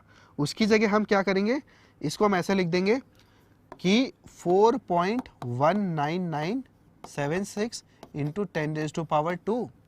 अब यहाँ जो 9 है इससे अगर मैं राउंड ऑफ करके 4.2 इंटू 10⁻² लिखता हूँ तो देखो मेरे पास 2 सिग्निफिकेंट फिगर्स निकल के आ गए। ये बच्चों हमारे पास क्या होता है, मल्टीप्लिकेशन डिवीजन के अंदर सिग्निफिकेंट फिगर कैसे निकालेंगे, राउंड ऑफ रूल्स कैसे लगाएंगे, वो अपने पास पूरा डिस्कशन हो गया। आई होप जो है ये सभी बच्चों को अपने पास क्लियर हो गया है। चलिए आगे बढ़ते। नेक्स्ट हमारे पास क्या है, एडिशन सब्ट्रैक्शन। एडिशन सब्ट्रैक्शन में देखो सिंपल सी बात है, final result should retain as many decimal places as there are in the number with the least decimal places. तो देखो जैसे लीस्ट डेसिमल प्लेसेस अपने को कहाँ मिलेंगी, है ना। जैसे यहाँ पर देखो, यहाँ 3 डेसिमल प्लेसेस है, डेसिमल के बाद 683 लिखा हुआ है 3 डेसिमल प्लेसेस, यहाँ 930 लिखा हुआ है 3 डेसिमल प्लेसेस, यहाँ 35112 लिखा हुआ है यहाँ 5 डेसिमल प्लेसेस। अगर मैं इन तीनों को सम करता हूँ तो मेरे पास क्या निकल के आएगा 161.96412। ठीक है, यस। अब मुझे क्या करना है, सिर्फ 3 ही डेसिमल डिजिट्स मुझे रखनी है। तो 96412 को मैं ऐसे राउंड ऑफ करूंगा सच दैट मेरे पास 3 ही डेसिमल प्लेसेस बचे। तो वो कैसे होगा, तो 964 इसके बाद 1 और 2 इसको हम हटा देते हैं तो हमारे पास आंसर कितना आ रहा है 161.964। तो डेसिमल प्लेसेस की बात कर रहे हैं। यहां पर देखो 45001, यहाँ 56.355, इसमें डेसिमल प्लेसेस 3 हैं, इसमें डेसिमल प्लेसेस 0 हैं। तो फाइनल आंसर के अंदर कोई भी डेसिमल प्लेस आपकी नहीं आनी चाहिए, क्योंकि यहां पर डेसिमल प्लेसेस 0 हैं। तो फाइनल आंसर इसमें निकल के आ रहा है कितना 44866। ये हो गए बच्चों हमारे पास एडिशन सब्ट्रैक्शन मल्टीप्लिकेशन डिवीजन के रूल्स कि हम किस तरीके से वहां पर फाइनल आंसर को जो है लिखते हैं और कौन से वाले रूल्स लगा के हम राउंड ऑफ करते हैं, है ना। आगे बढ़ते नेक्स्ट बच्चों हमारे पास कुछ ये है डायमेंशनल एनालिसिस वाला फंडा, तो इसको भी सुन लो। देखो जब हम डायमेंशन देखते हैं, जैसे 3 इंच टू सेंटीमीटर, तो 3 इंच को अगर मुझे सेंटीमीटर में कन्वर्ट करना है तो हम डायमेंशनल एनालिसिस के थ्रू जाते हैं। जैसे कि 1 इंच होता है 2.543, तो 3 इंच के अंदर 3 inch into 2.54 centimetre divided by 1, है ना। तो जब हम ये करेंगे तो इंच से इंच कट जाएगा और 3 इंटू 2.54 सेंटीमीटर अपने पास निकल के आएंगे। तो अगर मुझे इंच से सेंटीमीटर में कन्वर्ट करना है तो मुझे इस तरह का कन्वर्जन फैक्टर यूज करना पड़ेगा कि 2.54 सेंटीमीटर पर इंच रहते हैं, है ना। आगे बढ़ते चलिए, आपके पास जैसे एक क्वेश्चन था बच्चों, जेई का क्वेश्चन था, इसमें जो है आपके पास मल्टीपल कैलकुलेशंस थी। ठीक है, इसको एक बार खुद से ट्राई करिएगा, इसका आंसर भी मैं आपको बता देता हूँ। ठीक है, ये बस आपके पास बेसिक कैलकुलेशंस के ऊपर क्वेश्चन था, इसको जरूर ट्राई करिएगा। नेक्स्ट हमारे बच्चों लॉज ऑफ केमिकल कॉम्बिनेशन और डाल्टन्स एटॉमिक थ्योरी के ऊपर। तो लॉज ऑफ केमिकल कॉम्बिनेशन, ये हमारे पास जो टॉपिक होता है ये भी जूनियर क्लासेस के अंदर कहीं ना कहीं आता है। इसके अंदर क्या क्या रहता है ध्यान से सुनो। तो हमारे पास जैसे कि बात करी जाए केमिकल रिएक्शंस के अंदर, केमिकल रिएक्शंस के अंदर बच्चों हमारे पास जो भी रिएक्टेंट्स का मास होता है वो प्रोडक्ट्स के मास के इक्वल होता है। This is one of the basic laws जो कि एंटाइन लेवोजियर ने दिया था अपनी ऑब्जर्वेशंस के बेसिस पे, है ना। ये हमें पता है कि केमिकल रिएक्शन के अंदर मास जो है ना वो क्रिएट होता है ना वो डिस्ट्रॉय हमारे पास होता है। फिर आते हैं लॉज ऑफ डेफिनेट प्रोपोर्शन के ऊपर, जो कि जोसेफ प्राउस ने दिया था। उन्होंने बोला था कि देखो अगर कोई भी एलिमेंट जो है वो कंबाइन होके कंपाउंड क्रिएट करता है तो हमेशा एक डेफिनेट अमाउंट में ही करेगा। तो मेरे पास दो एटम हाइड्रोजन के एक ऑक्सीजन एटम से कंबाइन होके एक H2O का मॉलिक्यूल बनाते हैं। इसको मैं ऐसे भी बोल सकता हूं कि 2 ग्राम हाइड्रोजन 16 ग्राम ऑक्सीजन के साथ मेरे पास 18 ग्राम H2O बनाता है। तो H2O के अंदर हमेशा हाइड्रोजन और ऑक्सीजन 2:1 के रेशो में ही मिलेंगे। ये मेरे पास लॉ ऑफ डेफिनेट प्रोपोर्शन कहलाता है।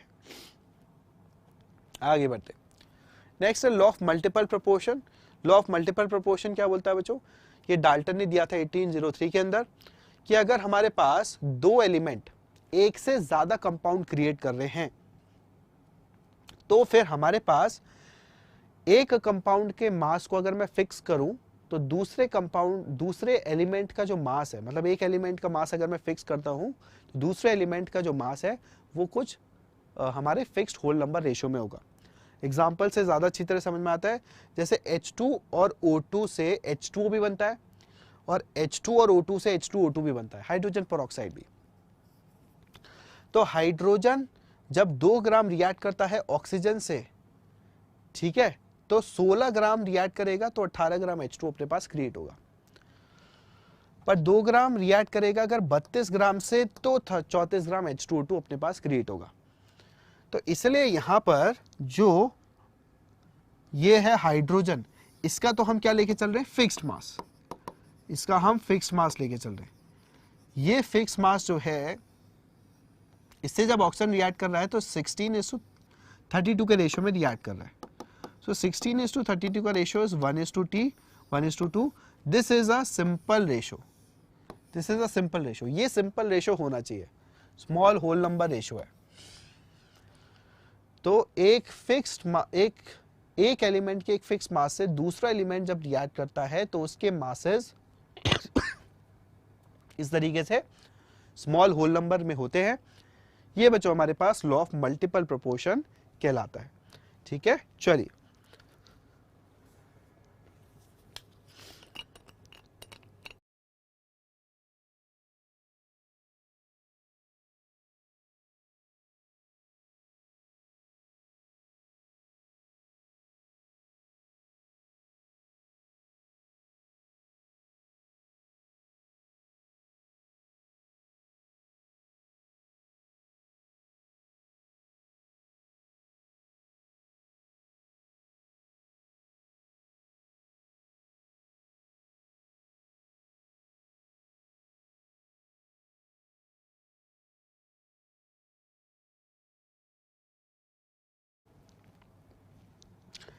नेक्स्ट है हमारे पास बच्चों यहां पर गाय-लुसेक्स लॉ ऑफ गैसियस वॉल्यूम। ये हमें क्या बोलता है, ये बोलता है कि देखिए जब गैसेस रिएक्ट करती है तो वो हमारे पास एक फिक्स टेम्परेचर और प्रेशर पे सिंपल रेशियो ऑफ वॉल्यूम के अंदर रिएक्ट करती है। जैसे कि अगर मैं H2 और O2 को रिएक्ट करके H2O बनवाता हूं तो जैसे H2 के 100 ml रिएक्ट करेंगे ऑक्सीजन के 50 ml से और H2O का 100 ml देंगे। या फिर मैं ऐसे भी बोल सकता हूं इसके O2 का अगर मैं एक वॉल्यूम लेके चल रहा हूं, that one volume can be anything, 1 ml, 10 ml, 100 ml, 50 ml, 1000 ml।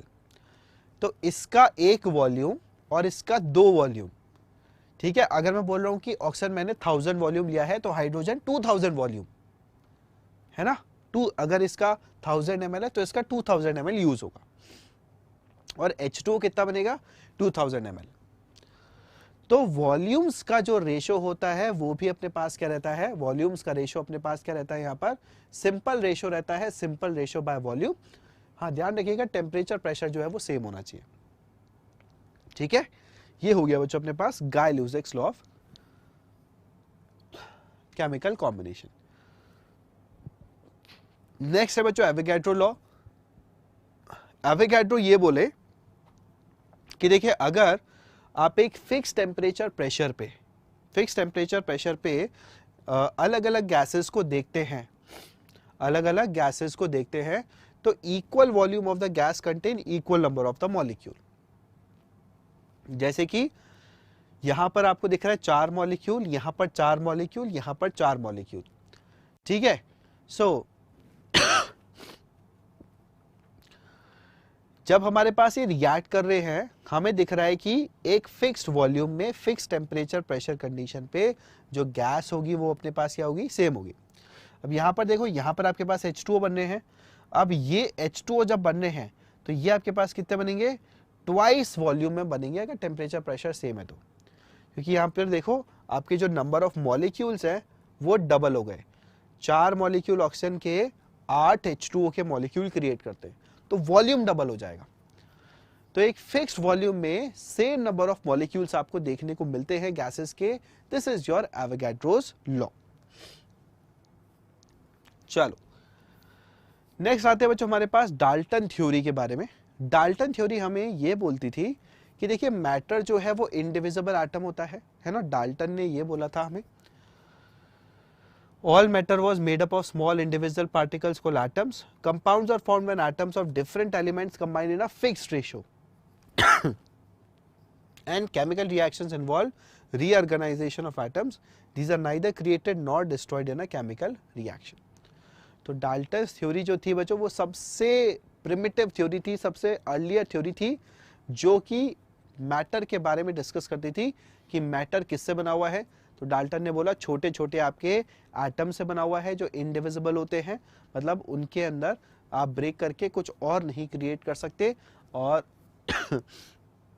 Matter जो है वो हमारे पास एटम्स जो है उससे बना होता है। एटम्स कंबाइन होकर हमारे कंपाउंड्स क्रिएट कर सकते हैं। और केमिकल रिएक्शन में क्या होता है, एटम्स एक जगह से हट के दूसरी जगह चले जाएंगे, रीऑर्गेनाइजेशन उनका हो जाएगा, दैट्स इट।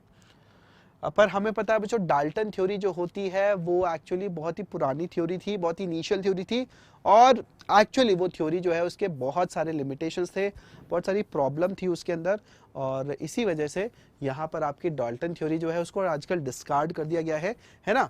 और हाँ, यहाँ पर IIT यात्रा बोल रहा है महर्षि कनद, बिल्कुल महर्षि जो आपके कनद थे उन्होंने ये थ्योरी जो है वो डाल्टन से कई हजार साल पहले जो है वो दे दी थी।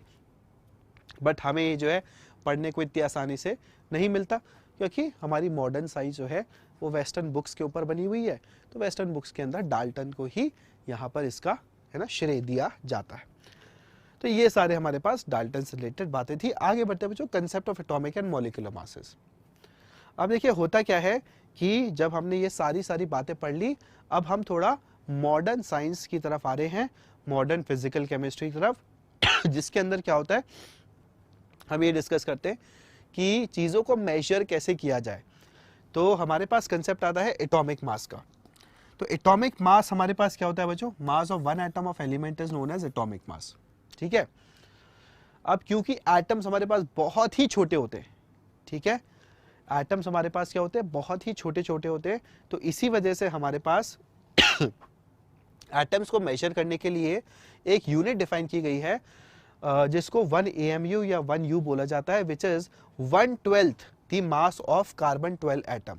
तो 1 AMU हमारे पास 1.66 इंटू 10⁻24 ग्राम होता है ना।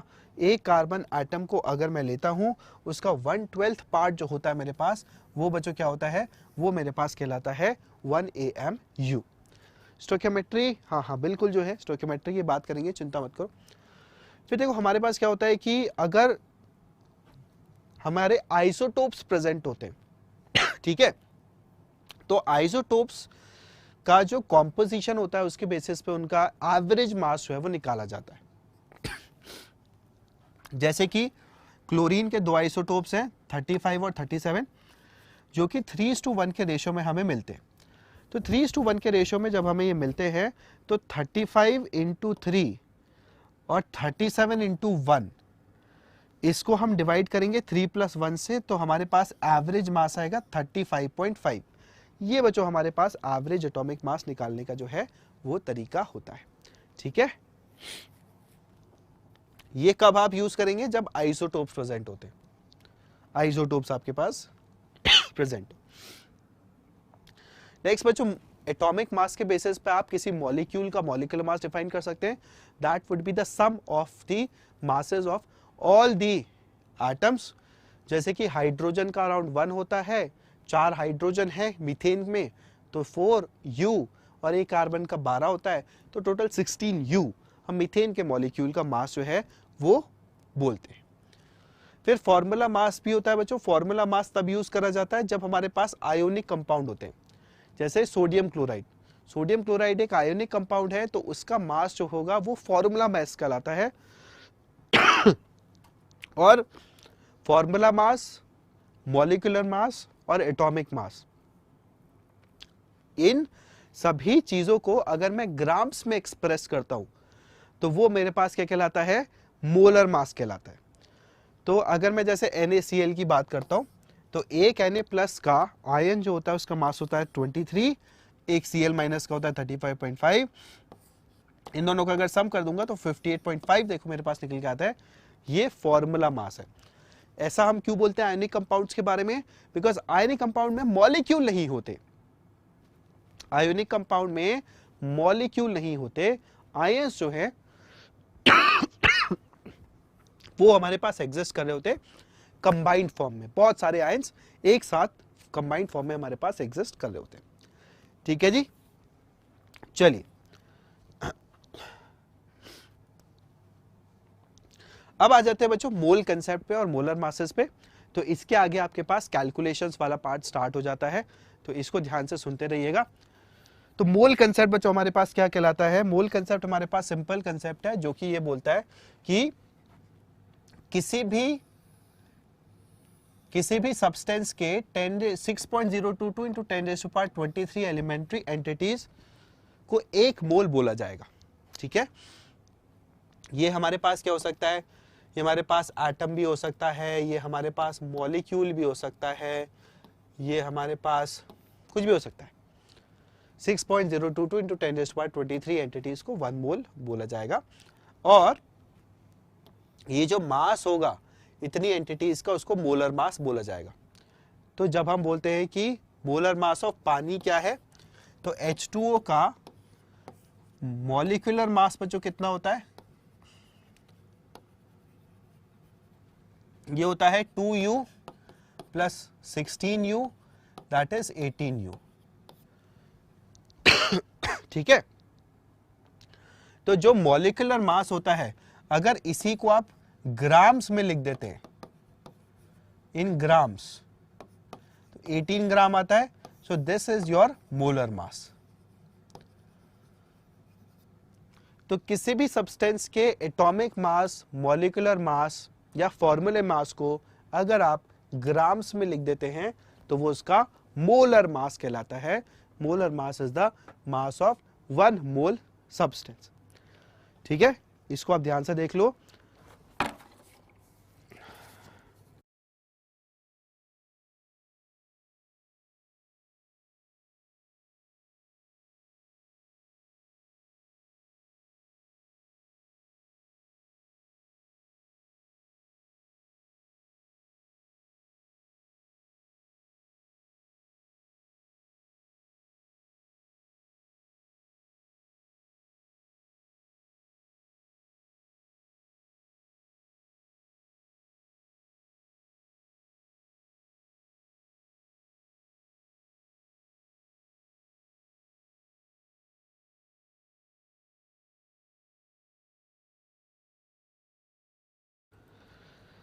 चलिए, तो एक बार हमारे पास बच्चों मोलर मास क्लियर हो जाता है, तो फिर हमारे पास क्या रहता है? हमारे पास मोल कंसेप्ट के अंदर 3 कन्वर्जन्स हमें याद रखने होते हैं। बहुत ही इंपॉर्टेंट कन्वर्जन्स होते हैं। क्या होते हैं? अगर हमें किसी भी चीज का मास पता है तो उसके मोलर मास से डिवाइड करने पर नंबर ऑफ मोल निकलते हैं, ठीक है। जैसे कि अगर मैं H2O की बात करूं, H2O का 36 ग्राम सपोज हम जो है लेके चल रहे हैं, तो 36 डिवाइडेड बाय 18 जो इसका मोलर मास होता है दैट इज 2, तो ये 2 मोल हमारे पास है, ठीक है। अगर नंबर ऑफ पार्टिकल्स की मैं बात करता हूं, तो नंबर ऑफ पार्टिकल्स में given number of particles divided by Na, तो जैसे अगर मैं बात कर रहा हूं H2O के मेरे पास कितने हैं 12 इंटू 10⁻23 इतने मेरे पास पार्टिकल्स हैं, इतने मेरे पास मॉलिक्यूल्स हैं। इसको मैं डिवाइड कर देता हूं एवोगैड्रो नंबर से 6 इंटू 10⁻23, तो मेरे पास कितना है 2 मोल निकल के आ जाएगा, ठीक है। अप्रोक्सीमेटली मैंने लिया है 6 इंटू 10⁻3। अगर कोई गैस STP पे दी हुई है, ध्यान रखना STP पे, और यही यहाँ पर मैक्सिमम स्टूडेंट्स की गलतियां होती हैं कि वो लिक्विड का वॉल्यूम जो है उसमें ये फॉर्मूला लगा देते हैं। ये आपको कभी नहीं करना, इसको हमेशा ध्यान रखिएगा। लिक्विड जो है उसका ये रिलेशन नहीं होता, सिर्फ गैस का होता है। किसी गैस का जो वॉल्यूम है STP पे, अगर आप उसको 22.4 से डिवाइड करते हैं तो आपके पास यहाँ पर नंबर ऑफ मोल्स जो है वो निकल के आते हैं, ठीक है। तो अगर मैं बोल रहा हूँ 44.8 सपोज है मेरे पास वाटर की वेपर्स, क्या है वाटर की वेपर्स है 44.8, इसको मैं डिवाइड कर देता हूँ 22.4 से, तो मेरे पास 2 निकल के आ रहा है। तो मेरे पास 2 जो है यहाँ पर क्या हो गए नंबर ऑफ मोल्स इसके हो गए, ठीक है। चलो, तो ये जो 3 कन्वर्जन्स है बच्चों बहुत ही इंपॉर्टेंट है, हमेशा ध्यान रखिएगा। आपको जो पूरी की पूरी अपनी फिजिकल केमिस्ट्री है उसके अंदर ये वाले कन्वर्जन्स लगाते रहने पड़ते हैं, और पूरी की पूरी फिजिकल केमिस्ट्री का जो मूल कंसेप्ट है वो आपके जो 5th क्लास का यूनिटरी मेथड होता है ना, बिल्कुल वैसा ही है। तो यूनिटरी मेथड को अप्लाई करना जानते हैं तो आपको कभी भी यहां पर दिक्कत नहीं आएगी। नेक्स्ट बच्चों हमारे पास क्या होता है परसेंटेज कॉम्पोजिशन का कंसेप्ट। तो देखो परसेंटेज कॉम्पोजिशन का कंसेप्ट क्या है कि जैसे मैंने बोला H2O का सपोज मैं 1 मोल लेके चल रहा हूं, तो 1 मोल के अंदर मेरे पास क्या है 2 ग्राम हाइड्रोजन है और 16 ग्राम ऑक्सीजन है, ठीक है। तो मैं पूछूं कि परसेंटेज ऑफ हाइड्रोजन कितना है, तो परसेंटेज ऑफ हाइड्रोजन कैसे निकालोगे 2 डिवाइडेड बाय 2 प्लस 16 इंटू 100, ठीक है। परसेंटेज कॉम्पोजिशन कैसे निकलता है किसी एक एलिमेंट का mass divided by molar mass of the compound. Percentage of oxygen अगर मैं पूछूं तो हो जाएगा 16 डिवाइडेड बाय 2 प्लस 16 इंटू 100, ठीक है। ये हो जाएगा परसेंटेज ऑक्सीजन। ये परसेंटेज का कंसेप्ट हम क्यों पढ़ते हैं, ये परसेंटेज का कंसेप्ट बच्चों हमें मॉलिक्यूलर फॉर्मूला और एम्पिरिकल फॉर्मूला के अंदर काम में आता है। तो देखो मॉलिक्यूलर फॉर्मूला क्या होता है, मॉलिक्यूलर फॉर्मूला होता है कि एक किसी कंपाउंड का एक्चुअल जो मॉलिक्यूल है, एक किसी कंपाउंड का एक्चुअल जो मॉलिक्यूल है उस मॉलिक्यूल का एग्जैक्ट नंबर ऑफ एटम्स अगर हम लिख देते हैं तो that is molecular formula. So for example यहां पर हमारे पास सपोज 1 2 3 4 5, ठीक है, और एक हमारे पास 6 कार्बन है। तो ये जो है हमारे पास 6 कार्बन, ये एग्जैक्ट नंबर हमारे पास निकल के आ रहा है। सिमिलरली आप अगर हाइड्रोजन्स को देखेंगे तो 12 हाइड्रोजन सपोज आपके पास है, ऑक्सीजन अगर आप काउंट करेंगे तो आपके पास 6 ऑक्सीजन है। सो this is the exact molecular formula of glucose, ठीक है। ये ग्लूकोज का हमारे पास एग्जैक्ट मॉलिक्यूलर फॉर्मूला है।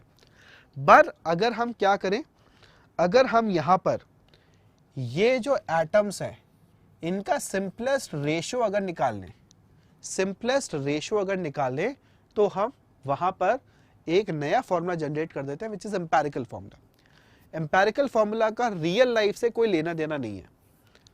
ठीक है, एम्पेरिकल फॉर्मूला इसका रियल लाइफ से लेना देना नहीं है, सिर्फ हम क्या करते हैं मॉलिक्यूलर फॉर्मूला का अगर हम सिंपल होल नंबर रेशियो बना सकते हैं तो वो स्मॉलेस्ट होल नंबर रेशियो आपका क्या रहता है, वो आपका जो है एम्पेरिकल फॉर्मूला कहलाता है। ठीक है, तो जैसे अगर हम यहाँ करेंगे तो 6 डिवाइडेड बाय 6, यहाँ पर 12 डिवाइडेड बाय 6 और यहाँ 6 डिवाइडेड बाय 6। तो देखो ये आपके पास 1 हो गया, ये आपके पास 2 हो गया, ये आपके पास 1 हो गया। So what we get here is C1H2O1। So this is the empirical formula, है ना, ये आपका एम्पेरिकल फॉर्मूला हो गया।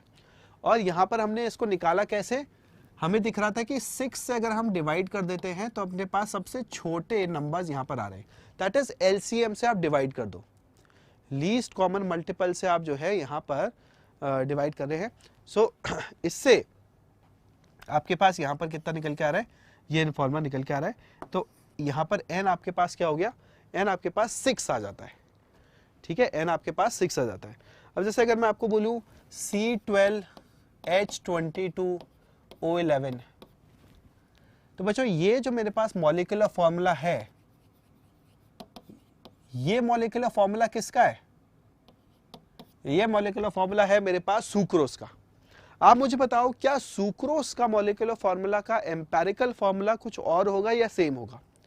ध्यान से देख के बताओ, ये जो है मॉलिक्यूलर फॉर्मूला सुक्रोज का है, इसका एम्पेरिकल फॉर्मूला क्या होगा, C12H22O11 का। तो आप देख सकते हो यहां पर 12, 22 और 11, क्या इनको मैं फर्दर डिवाइड करके और छोटे नंबर्स में कन्वर्ट कर सकता हूं?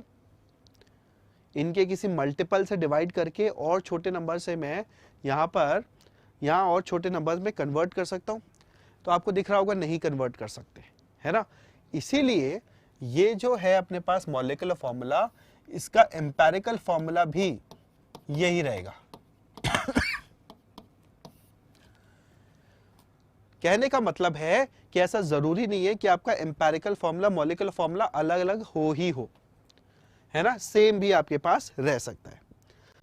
अब देखिए नेक्स्ट चीज बच्चों हमारे पास आती है कि अगर हमें इस तरीके से किसी कंपाउंड की परसेंटेजेस वगैरह दी हो तो वहां पर आप मॉलिक्यूलर फॉर्मूला कैसे निकालते हैं, आप जो है एम्पेरिकल फॉर्मूला कैसे निकाल सकते हैं, सो ऑन।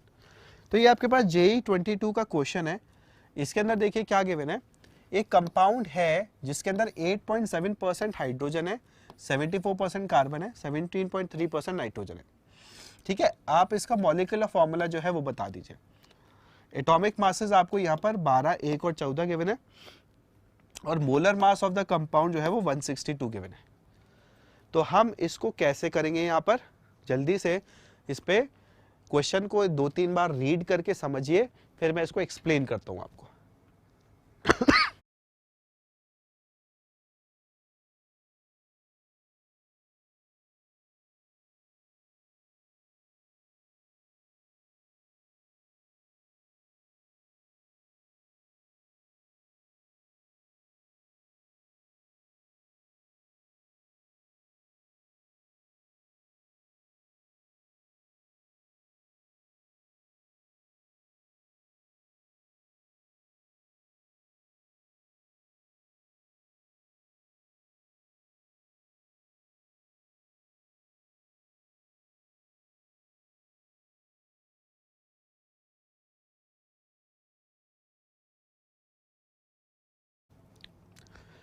चलिए, तो आई होप बच्चों आपने यहाँ पर क्वेश्चन जो है वो ढंग से पढ़ लिया है। इस क्वेश्चन को मैं जल्दी से आपको एक्सप्लेन कर देता हूँ। देखो क्या क्या है। सपोज मैं 100 ग्राम कंपाउंड लेता हूँ। 100 ग्राम कंपाउंड के अंदर कार्बन मुझे कितना दिया हुआ है, हाइड्रोजन कितना दिया हुआ है, हाइड्रोजन है 8.7%, तो 8.7 इंटू 100%, तो मेरे पास 8.7 ग्राम। ठीक है, कार्बन दिया हुआ है 74%, तो 100 ग्राम में कार्बन कितना होगा, 74 ग्राम, है ना। परसेंटेज का मतलब ही क्या होता है, 100 में से कितना है, तो 100 ग्राम में से 74 ग्राम मेरे पास कार्बन होगा, और ये होगा 17.3। ठीक है, ये है मेरे पास नाइट्रोजन, ये है मेरे पास क्या, नाइट्रोजन। सो ओवरऑल यहाँ पर अगर देखा जाए हमारे पास 3 एलिमेंट जो है इस कंपाउंड के अंदर है। अब ये बोला जा रहा है कि भाई आप ये बता दो कि इसका मॉलिक्यूलर फॉर्मूला क्या होगा। तो मॉलिक्यूलर फॉर्मूला जो है, अगर हम परसेंटेज गिवन है उससे मॉलिक्यूलर फॉर्मूला कैसे निकालते हैं, इसके कुछ स्टेप्स होते हैं। वो स्टेप्स जो है आप ध्यान से देखिएगा। तो सबसे पहले बच्चों हम क्या करते हैं, यहां पर सबसे पहले हम इन परसेंटेजेस को इस तरीके से लिखते हैं, ठीक है। तो देखिए अब आपके पास है 74 ग्राम, 17.3 ग्राम और 8.7 ग्राम। 74% का मतलब 74 ग्राम, ठीक है, यहाँ 17.3 ग्राम, तो 100 ग्राम। अगर मैं 100 ग्राम कंपाउंड ले रहा हूं तो मेरे पास कार्बन होगा 74 ग्राम उसमें। अब मैं क्या करूंगा, उसके नंबर ऑफ मोल्स निकाल लूंगा। क्या कराऊंगा, नंबर ऑफ मोल्स। तो नंबर ऑफ मोल्स बच्चों कैसे निकालते हैं, weight divided by what, molar mass. Carbon का मोलर मास कितना होता है 12, नाइट्रोजन का मोलर मास कितना होता है 14, हाइड्रोजन का कितना होता है 1। तो 17.3 ये जो ग्राम्स थे इसको मैंने मोलर मास से डिवाइड करा तो मेरे पास 1.23 आया, और हाइड्रोजन के केस में मेरे पास यहाँ पर 8.7 आया, ठीक है। अब हम क्या करेंगे यहाँ पर, अब हमारे पास ये 3 नंबर आ गए, 6.16, 1.23 और 8.7। अब हम क्या करेंगे, यहाँ पर जो सबसे छोटा नंबर है वो 1.23 है ना, ये अपने पास स्मॉलेस्ट नंबर है। तो हम 1.23 से इन तीनों नंबर को डिवाइड कर देंगे। हमारे पास कितना है, 6.16 को 1.2 से डिवाइड करेंगे अप्रोक्सीमेटली 5, 1.23 को 1.2 से अप्रोक्सीमेट मतलब 1 होगा, 8.7 को 1.23 से 7 आएगा। तो अब हमारे पास ये जो नंबर आया ना 5, 1 और 7, ठीक है, 5, 1 और 7, इसको हम इन एलिमेंट्स के साथ लिख देते हैं। तो कार्बन का 5, नाइट्रोजन का 1 और हाइड्रोजन का 7। ये बच्चों हमारे पास निकल के आता है एम्पेरिकल फॉर्मूला।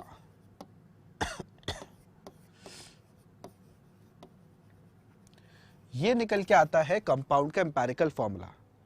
तो सीक्वेंस आपको समझ में आ गई। अगर परसेंटेज कॉम्पोजिशन गिवन है तो परसेंटेज कॉम्पोजिशन से पहले आप पर 100 ग्राम कितना मास है वो लिखेंगे, 74, 17.3 और 8.7। फिर आप क्या करेंगे, उसको मोलर मास से डिवाइड कर देंगे तो आपके पास नंबर ऑफ मोल्स आ जाएंगे। फिर आप क्या करेंगे, नंबर ऑफ मोल्स का सिंपलेस्ट रेशो निकाल लेंगे। सिंपलेस्ट रेशो कैसे निकालते हैं, जो सबसे छोटा नंबर होता है उससे डिवाइड कर देते हैं। तो आप देखो यहां पर मोल्स का रेशो आ गया 5:1:7। तो कार्बन के 5 मोल, नाइट्रोजन का 1 मोल और हाइड्रोजन का 7 मोल। ये अपने सिंपलेस्ट रेशो जो है निकल के आ गया। सो this is the empirical formula. Empirical formula क्या होता है, जहां पर एटम्स आपके सिंपलेस्ट रेशो के अंदर लिखे हों, सबसे छोटे रेशो के अंदर लिखे हों। अब ध्यान दीजिए, एम्पेरिकल फॉर्मूला का जो वेट है, वेट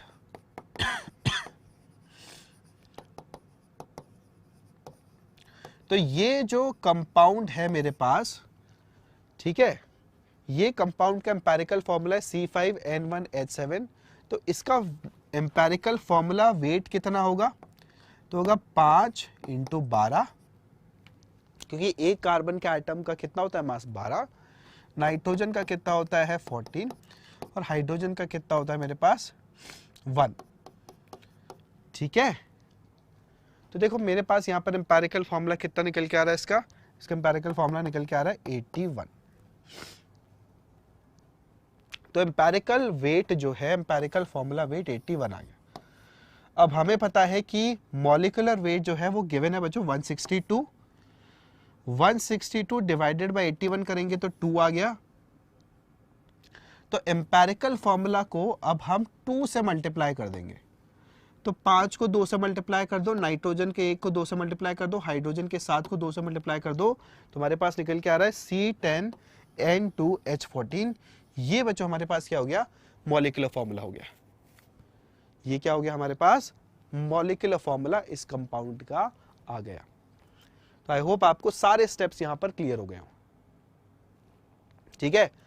स्टेप्स क्लियर होने चाहिए। अगर हमें कंपाउंड का परसेंटेज गिवन है तो परसेंटेज से मॉलिक्यूलर फॉर्मूला कैसे निकाला जाता है, तो परसेंटेजेस को पहले हम मोल्स में कन्वर्ट करते हैं, मास परसेंटेज को मोल्स में कन्वर्ट करते हैं, मोल्स का सिंपलेस्ट रेशो निकालते हैं, वो एम्पेरिकल फॉर्मूला होता है, उस एम्पेरिकल फॉर्मूला वेट आता है, और मॉलिक्यूलर फॉर्मूला वेट अगर हमें गिवन है तो हम यहाँ पर मल्टीप्लाइंग फैक्टर निकाल लेते हैं और एम्पेरिकल फॉर्मूला को उस फैक्टर से मल्टीप्लाई करके मॉलिक्यूलर फॉर्मूला जो है वो क्रिएट कर देते हैं। राइट, क्लियर है? आगे बढ़ा जाए, चलो नेक्स्ट हमारे पास क्या है। नेक्स्ट अब हमारे पास बच्चों स्टोइकियोमेट्री और स्टोइकियोमेट्रिक कैलकुलेशन जो है वो आती है। ठीक है,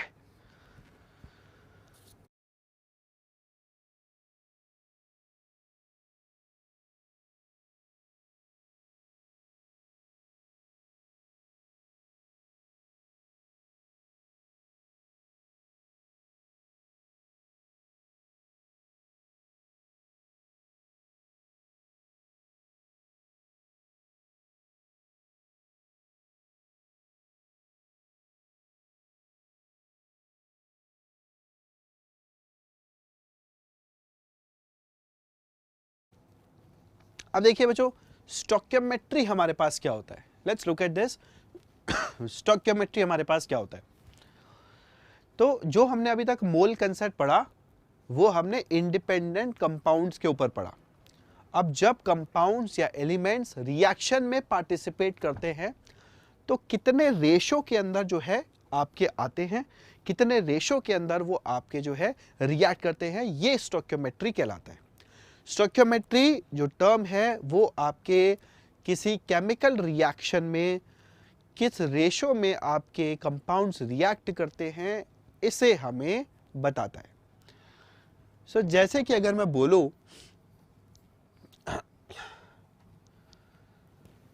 अगर हमारे पास 1 मोल ए का 1 मोल बी से रिएक्ट करता है और 1 मोल सी और 1 मोल डी बनाता है तो 5 मोल ए के 3 मोल बी से रिएक्ट करके कितना सी बनाएगा।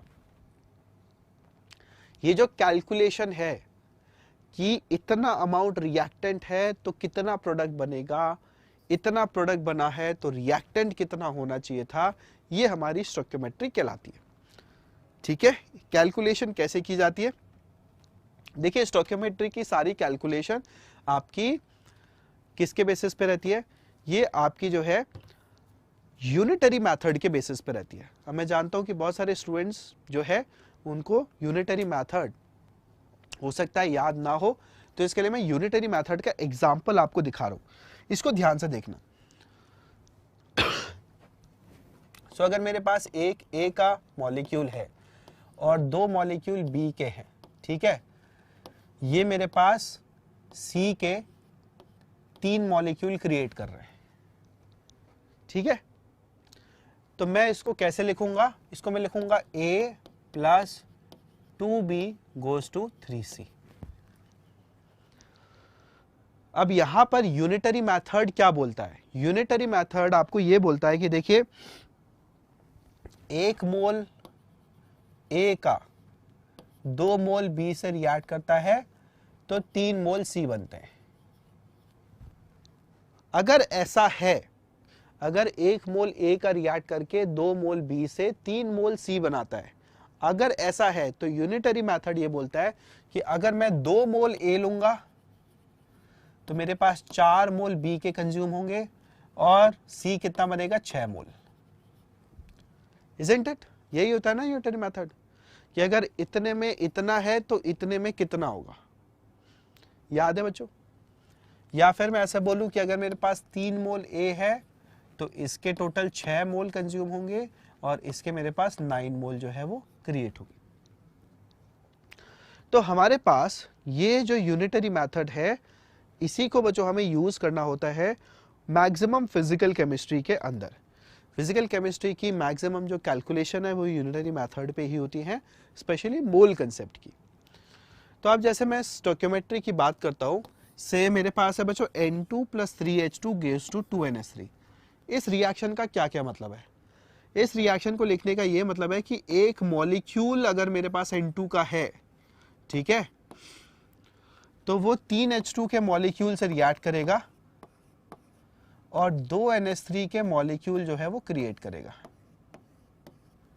है ना, 2 NH3 के मॉलिक्यूल मेरे पास क्रिएट करेगा। क्या ये बात सबको समझ में आ रही है? अब मैं जानता हूं बच्चों 1 मोल N2 जो है उसका मास कितना होता है, 28 ग्राम। ये हम इंटर कन्वर्जन से सीख चुके हैं। 3 मोल हाइड्रोजन का मास कितना होता है, 6 ग्राम। 2 मोल अमोनिया का मास कितना होता है, 34 ग्राम। ठीक है, तो ये जो है 1 मोल, अगर मैं उसको मास की टर्म्स में लिख रहा हूं तो मेरे पास ये निकल के आ रहा है। अगर मैं इसी चीज को वॉल्यूम्स की टर्म्स में लिखूं, इसी चीज को बच्चों मैं वॉल्यूम्स की टर्म्स में लिखूं तो मेरे पास क्या होगा, 1 मोल N2 गैस STP पे कितना होता है, 22.4 लीटर। 3 मोल हाइड्रोजन गैस कितना होगा, 67.2 litre.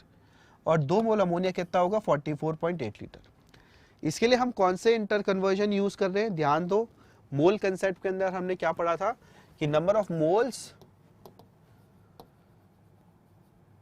is equals to volume of gas at STP divided by 22.4।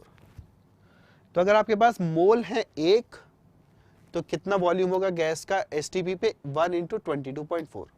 अगर आपके पास 3 मोल है किसी कंपाउंड के तो 3 इंटू 22.4, है ना। अगर 2 है तो आपके पास यहाँ पर 2 इंटू 20.4। अगर मैं मॉलिक्यूल की टर्म्स में लिखूं तो देखो 1 मोल कितना होता है, 1 मोल मेरे पास एवोगाड्रो नंबर ऑफ मॉलिक्यूल होंगे।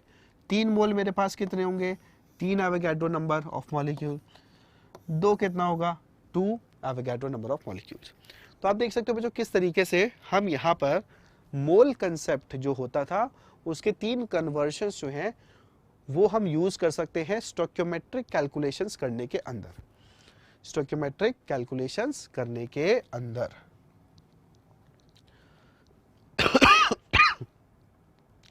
अब सपोज हमने एक बार ये लिखना सीख लिया, ठीक है,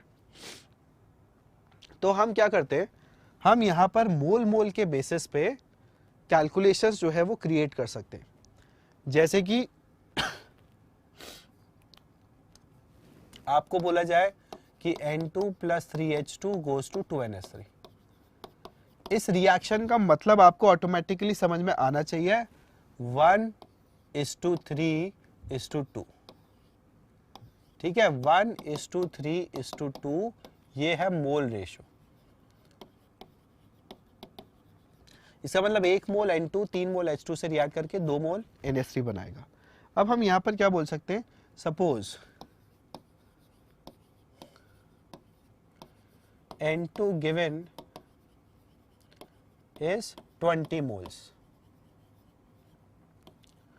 20 मोल N2 सपोज आपको यहां पर गिवन है, ठीक है। तो अब आपसे अगर पूछा जाए कि अब H2 के मुझे मोल्स बता दो कितने यूज होंगे, अब मुझे ये बता दो कि H2 के मोल्स कितने यूज होंगे यहाँ पर, तो हम उसके लिए क्या कर सकते हैं, उसके लिए बच्चों हम एक सिंपल सा यहाँ पर इक्वेशन लिख सकते हैं। और वो इक्वेशन क्या होगी, वो इक्वेशन होगी कि आपके पास जितने भी यहाँ पर मोल्स हैं N2 के, उसको आप इसके स्टोइकियोमेट्रिक कोएफिशिएंट 1 से डिवाइड कर दो, ठीक है। तो किसी भी रिएक्शन में, मतलब ये रिएक्शन के अंदर N2 के जितने मोल्स हैं उसको अगर मैं स्टोइकियोमेट्रिक कोएफिशिएंट 1 से डिवाइड करूंगा, ये जो नंबर निकल के आएगा, this will be equal two moles of H2 जो आपके कंज्यूम होंगे रिएक्शन में divided by 3, and this is will be equal two moles of ammonia produced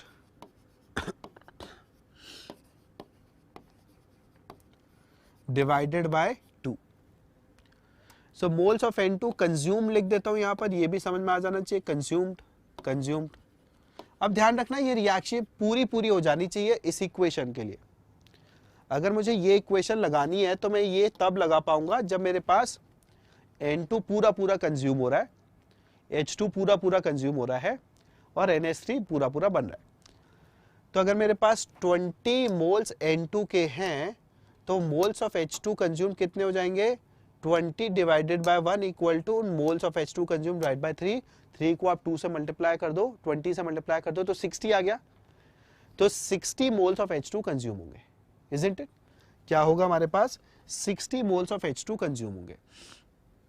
इसी को मैं यूनिटरी मेथड बोल सकता हूं कि 1 से 3 1 N2 के मोल से 3 H2 के मोल रिएक्ट कर रहे हैं, तो 20 से कितने करेंगे? 20 इंटू 3, है ना, यूनिटरी मेथड है। तो ये यूनिटरी मेथड के बेसिस पे आपकी इक्वेशन यहां पर लिखी हुई है। सो this is the mole mole ratio of reactants and products, mole mole ratio. अच्छा, आप मुझे बताओ कि बच्चों अगर सपोज N2 20 मोल्स है ना, अगर N2 मेरे पास जो कंज्यूम हो रही वो 20 मोल है ना, तो H2 कितना कंज्यूम होगा? तो मैं बोलूंगा 20 इंटू 3, ठीक है। और जो NH3 कितना प्रोड्यूस होगा यहां पर,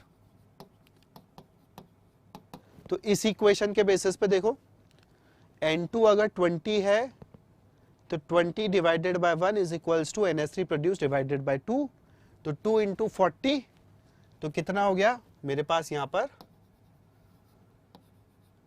40 मोल्स, ठीक है। यहां पर ग्राम में IIT यात्रा ने लिख दिया ग्राम, ठीक है। अगर ग्राम मोल लिख रहे हो तो सही है, बट ग्राम गलत है। मोल्स के अंदर तुम ये कैलकुलेशन लिख सकते हो, मोल्स के अंदर ही कैलकुलेशन लिखते हो। ये कैलकुलेशन वेट के लिए नहीं होती है, मास के लिए नहीं होती है, मोल्स के लिए होती है ना, मोल्स के लिए। बिकॉज यूनिटरी मेथड जो है वो सिंपल नंबर्स का गेम होता है, उसके अंदर मास वगैरह इन्वॉल्व नहीं कर सकते। मास इन्वॉल्व करोगे तो फिर फंडा चेंज हो जाता है ना। बात समझ में आ गई? चलो,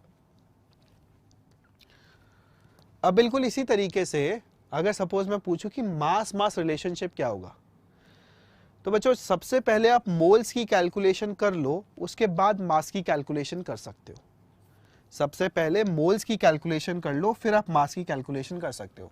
तो वापस से मैं अगर बोलूं N2 plus 3H2 gives 2NH3, तो सपोज मैंने बोला कि N2 के मेरे पास 1 मोल है, तो H2 कितना होगा मेरे पास कंज्यूम? 3 मोल। अगर ये पूरा पूरा कंज्यूम हो गया तो NH3 कितना बनेगा मेरे पास? 2 मोल। अगर मैं मास की टर्म्स में लिखूं तो मास की टर्म्स में क्या होगा? 1 mole into molar mass, that is 28 gram N2। It reacts with H2, H2 कितना? 3 इंटू 2, दैट इज 6 ग्राम। और इससे NH3 कितना बनेगा? NH3 आपके पास कितना हो गया? 2 मोल, तो 2 इंटू यहां पर मास, मोलर मास हो गया 17, सो दैट इज 34 ग्राम। तो 28 ग्राम N2 और 6 ग्राम H2 ये रिएक्ट करके 34 ग्राम NH3 बनाते हैं। तो बच्चों हमारे पास कभी भी मास के अंदर आपसे कैलकुलेशन पूछी जाए कि रिएक्टेंट का कितना मास कंज्यूम हुआ है, प्रोडक्ट का कितना मास बना है, तो आप सबसे पहले मोल्स की कैलकुलेशन करेंगे, फिर मास पे जाएंगे।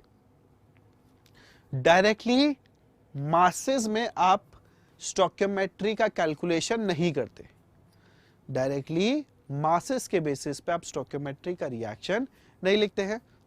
बेकार में कंफ्यूज होंगे। जैसे मुझे यहां पता है कि CH4 plus 2O2 gives CO2 plus H2, 1 मोल CH4 से 2 मोल H2O बनता है। अब मैं मास की टर्म्स में बात करूंगा तो पहले मुझे मोल्स पता है, मोल्स को मैं मोलर मास से मल्टीप्लाई कर रहा हूं, दैट इज 16, तो जाके मुझे यहां पर क्या मिल रहा है? इसका मास का रिलेशन पता लग रहा है कि 16 ग्राम CH4 से 36 ग्राम H2O जो है वो प्रोड्यूस होता है, राइट? चलिए आगे बढ़ते हैं। फिर होता है बच्चों वॉल्यूम वॉल्यूम रिलेशनशिप। अब जो हमारे पास एवोगैड्रो लॉ था, ठीक है, वो क्या बोलता था? एवोगैड्रो लॉ और गाय-लुसेक्स लॉ ये हमें वॉल्यूम और मोल्स का रिलेशनशिप बताते थे। कि देखिए एक सिंगल टेम्परेचर प्रेशर कंडीशन के ऊपर आपके पास जो वॉल्यूम का रेशो होता है वो मोल्स के रेशो के बराबर होता है ना। तो अगर मैं बोल रहा हूं कि 2CO plus O2 gives CO2, 2CO plus O2 gives CO2, तो इसके अंदर जो मेरे पास मोल्स हैं वो कितने हो जाएंगे, 2 मोल, 1 मोल, ठीक है। तो अगर मैं इसको अब वॉल्यूम में कन्वर्ट करूंगा तो वॉल्यूम में क्या होगा, 44.8। कैसे, 2 मोल को मैं किससे मल्टीप्लाई कर दूं, 2 को मल्टीप्लाई करता हूं 22.4 से तो 44.8 आ गया। 1 मोल को मल्टीप्लाई करता हूं 22.4 से, मेरे पास 22.4 आ गया, ठीक है। तो इस तरीके से हमारे पास यहाँ पर इन वॉल्यूम्स का, है ना, वॉल्यूम्स का रिलेशन अब हमारे पास निकल के आ गया कि 44.8 लीटर CO 22.4 लीटर ऑक्सीजन से रिएक्ट करेगी। तो ये हमारे पास रिलेशन सबके सब मोल्स के बेसिस पे ही हैं, सबके सब मोल्स के बेसिस पे हमारे पास निकल के आ रहे हैं, ठीक है। चलो आगे चलते हैं। अब आता है कंसेप्ट बच्चों लिमिटिंग रिएजेंट का, कि सर ये लिमिटिंग रिएजेंट हमारे पास क्या होता है, क्या कंसेप्ट होता है, इसको ध्यान से सुनना। बहुत सिंपल सा कंसेप्ट है। देखो अभी तक हमने ये पढ़ा कि N2 plus 3H2 gives 2NH3। इसके अंदर हमेशा क्या होगा, सपोज मैं बोल रहा हूं कि रिएक्शन स्टार्टेड,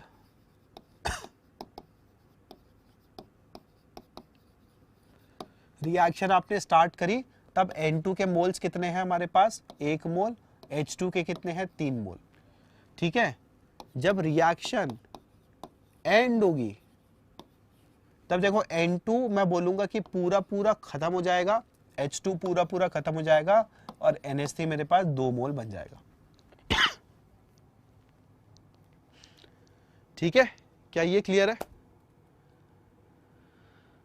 क्या ये बच्चों हमारे पास क्लियर है कि ये बेसिक आइडिया है कि रिएक्शन जब स्टार्ट हुई और N2 1 मोल है, H2 3 मोल है, तो ये 1:3 के रेशो में रिएक्ट करते हैं, तो हमारे पास ये खत्म हो जाएंगे पूरे पूरे और फिर हमारे पास 2 मोल NH3 बनेगा। अब देखिए क्या होगा, सपोज मैं बोलता हूं, है ना, सपोज मैं बोलता हूं we have another case at start, suppose मैं आपको बोलूं कि N2 जो है वो मैंने कितना लिया, वो 1 मोल लिया और H2 मैंने 4 मोल लिया, H2 जो है वो मैंने 4 मोल लिया और N2 मैंने 1 मोल लिया।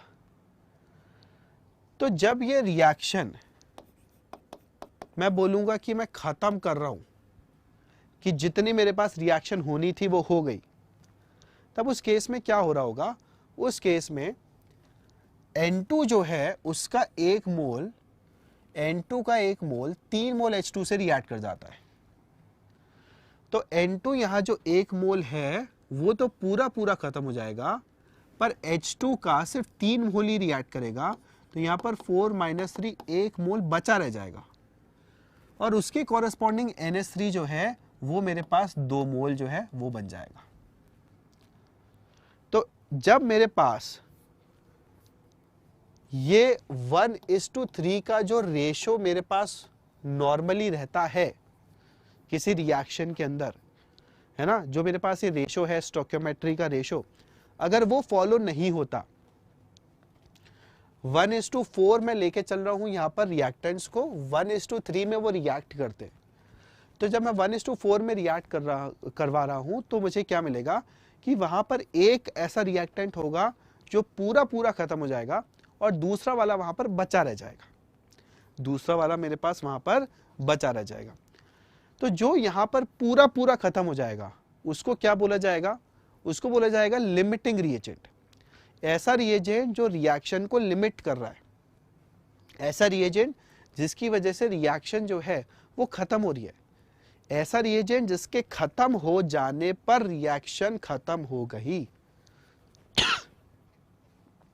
ये होता है बच्चों हमारे पास लिमिटिंग रिएजेंट, ठीक है, ये होता है लिमिटिंग रिएजेंट।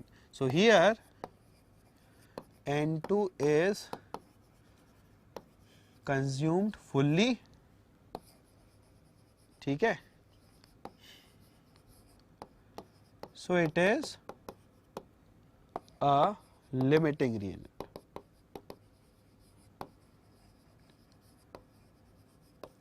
पर देखिए H2 पूरा पूरा कंज्यूम नहीं हुआ है, H2 पूरा पूरा हमारे पास यहां पर कंज्यूम नहीं हुआ है। तो सर ये चीज जो है लिमिटिंग रिएजेंट की, क्या ये इंपॉर्टेंट है? तो मैं बता रहा हूं ये तुम्हारे एग्जाम के पॉइंट ऑफ व्यू से बहुत ही ज्यादा इंपॉर्टेंट है। होता क्या है कि आपको क्वेश्चंस के अंदर बच्चों जो डेटा दिया जाता है जनरली रिएक्टेंट्स का, वो उनके स्टोइकियोमेट्रिक रेशो में नहीं होता। अगर मैं बोल रहा हूं कि N2 और H2 1:3 के रेशो में रिएक्ट करती हैं, तो क्वेश्चंस में आपको क्या मिलेगा कि वो 1:3 के रेशो में आपको नहीं गिवन है, 1:4, 1:5, 1:6 ऐसा कुछ दे देंगे। तब हमें समझ में आना चाहिए कि लिमिटिंग रिएजेंट कौन सा है, कौन सा रिएक्शन में पूरा पूरा कंज्यूम होगा, ठीक है। क्यों?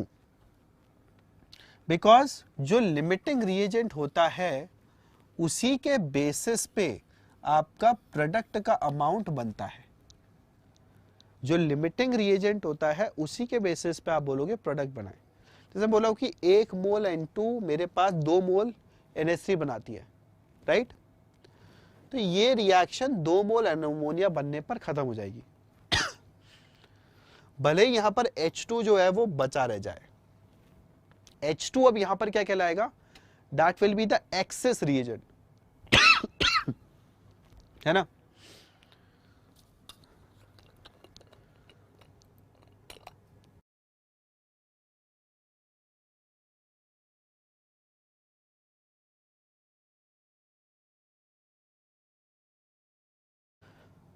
राइट? अब देखिए जैसे आपके दिमाग में क्वेश्चन आएगा सर ये कॉन्सेप्ट इतना इंपॉर्टेंट है तो हम इसको कैसे जल्दी से निकालें कि लिमिटिंग रिएजेंट कौन सा होना चाहिए, है ना? तो इसकी ट्रिक क्या होती है? Trick to find out the limiting reagent बहुत सिंपल सा है।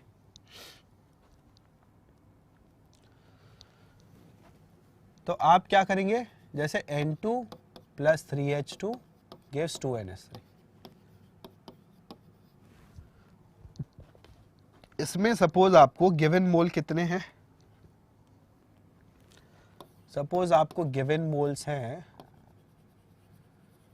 10 और 20, ठीक है। सपोज आपको किसी रिएक्शन में बोला गया कि N2 और H2 को हम रिएक्ट करा रहे हैं, N2 के 10 मोल लिए, हाइड्रोजन के 20 मोल लिए, तो अब बताइए अमोनिया कितना बनेगा? तो आप क्या बोलेंगे कि प्रोडक्ट जो है उसका अमाउंट हम लिमिटिंग रिएजेंट के बेसिस पे रखते हैं, हम लिमिटिंग रिएजेंट के बेसिस पे निकालते हैं, ठीक है। तो लिमिटिंग रिएजेंट हमारे पास यहां पर क्या होगा? लिमिटिंग रिएजेंट हमारे पास कैसे निकलेगा? बहुत सिंपल सा फंडा है। How to find out the limiting reagent? Limiting reagent कैसे निकाला जाए? लिमिटिंग रिएजेंट निकालने का सिंपल तरीका है कि आप 10 को 1 से डिवाइड कर दीजिए और इस 20 को 3 से डिवाइड कर दीजिए, ठीक है। अब देखें यहां पर सबसे छोटा नंबर कौन सा है? देखिए 10 को 1 से डिवाइड करा तो 10 आया और 20 को 3 से डिवाइड करा तो मेरे पास कितना आया? 6 पॉइंट समथिंग कुछ आया। तो 6.6 छोटा है ना, 6.6 स्मॉलर है, तो इसका मतलब है H2 जो है बच्चों मेरे पास वो लिमिटिंग रिएजेंट हो गया। H2 जो है वो लिमिटिंग रिएजेंट मेरे पास यहां पर हो गया। सो H2 is the limiting reagent. तो आप क्या करेंगे? लिमिटिंग रिएजेंट आपको हमेशा चेक करना होता है क्वेश्चंस के अंदर, और उसको निकालने का बहुत ही सिंपल सा तरीका है कि आपके पास जितने मोल्स गिवन हैं किसी भी रिएक्टेंट के, उसको डिवाइड कर दीजिए किससे? आप उसको डिवाइड कर दीजिए स्टोइकियोमेट्रिक कोएफिशिएंट से। जहां पर आपके पास नंबर छोटा आ जाए वो कंपाउंड आपके पास लिमिटिंग रिएजेंट है। ठीक है।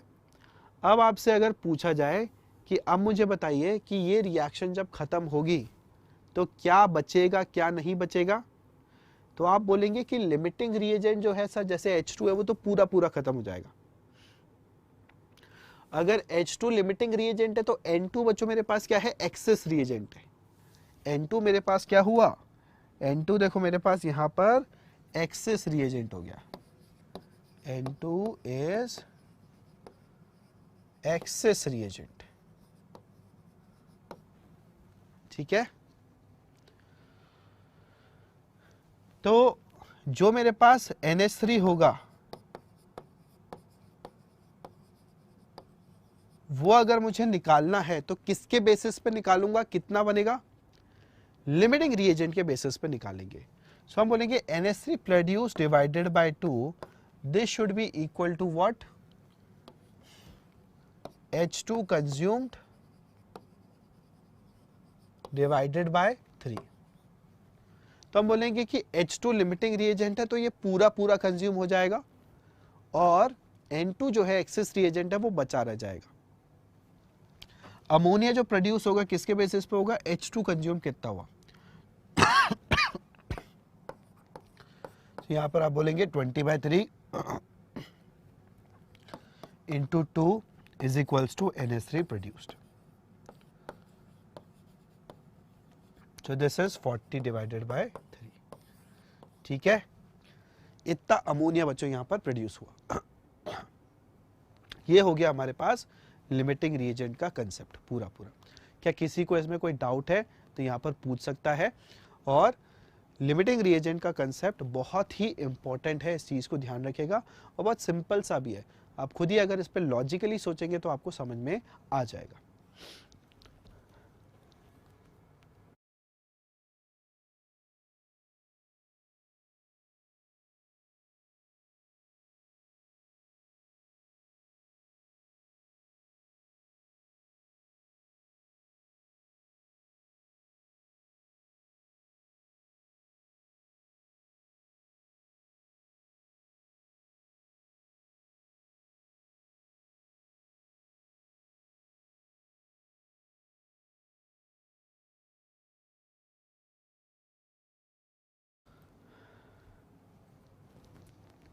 DPP ऐप पर आपको मिल जाएगा बिल्कुल प्रैक्टिस प्रॉब्लम, आप खुद से जो है वहाँ पर बहुत सारी प्रैक्टिस प्रॉब्लम अवेलेबल है, खुद से आप जाके ढूंढ सकते हो, खुद से जाके ढूंढ सकते हो, सब आपको वहाँ पर मिल जाएगा।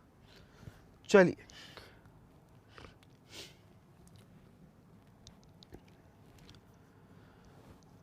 क्वेश्चन करते हैं बच्चों, एक JEE मेन 2015 का क्वेश्चन है। देखिए एक रिएक्शन यहाँ पर गिवन है अपने को, A + 2B + 3C gives AB2C3। इसमें बोला गया है A के 6 ग्राम यूज कर रहे हैं, B के इतने एटम्स यूज कर रहे हैं और C के इतने मोल्स यूज कर रहे हैं एंड इनसे 4.8 ग्राम ऑफ कंपाउंड AB2C3 बना है। The atomic mass of A and C are 60 and 80 respectively. What is the atomic mass of B in AMU? देख रहे हैं काफी जो है डेटा आपको गिवन है यहाँ पर घुमा फिरा के, पर देखो वापस से मैं आपको बता रहा हूँ कि पूरी की पूरी मोल कंसेप्ट, स्टोइकियोमेट्री, ये सब आपकी यूनिटरी मेथड पे चलती है जो कि आप 5th क्लास में सीखें। तो आप यूनिटरी मेथड के अकॉर्डिंग सोचिए और उससे आपका यहाँ पर जो है बहुत आसानी से क्वेश्चन हो जाएंगे, कोई आपको यहाँ पर दिक्कत नहीं आएगी, राइट। चलिए तो अब हमारे पास यहाँ पर जो डेटा गिवन है ना उसके बेसिस पे इस क्वेश्चन को कैसे सॉल्व किया जाए, है ना, इसके स्टेप्स देखते हैं। इसके स्टेप्स हमारे पास क्या क्या होंगे। तो देखिए सबसे पहले A का जो है वो 6 ग्राम गिवन है, तो 6 ग्राम का यहाँ पर क्या मतलब है, आप मोल्स की टर्म्स में लिख लीजिए। तो 6/60 इज 0.1 मोल, मतलब A का 0.1 मोल हमारे पास कंज्यूम हो रहा है। B का देखिए इतने एटम्स गिवन है, एटम्स को मोल्स में कन्वर्ट कर दीजिए, तो देखिए 1 मोल इसका गिवन है, ठीक है। और C का जो है वो 0.036 मोल्स आपको डायरेक्टली दे रखे, राइट, ये बात समझ में आ रही है। अब आप क्या करेंगे यहाँ पर, अब आप यहाँ पर ये देखेंगे कि इस पूरी रिएक्शन में लिमिटिंग रिएजेंट कौन सा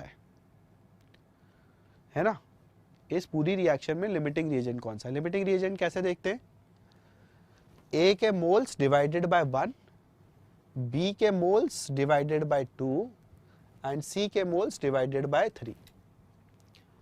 तो इसके अंदर अगर आप देखेंगे तो सी जो है उसका ये जो रेशो है 0.036 डिवाइडेड बाय 3, ये सबसे छोटा निकल के आएगा।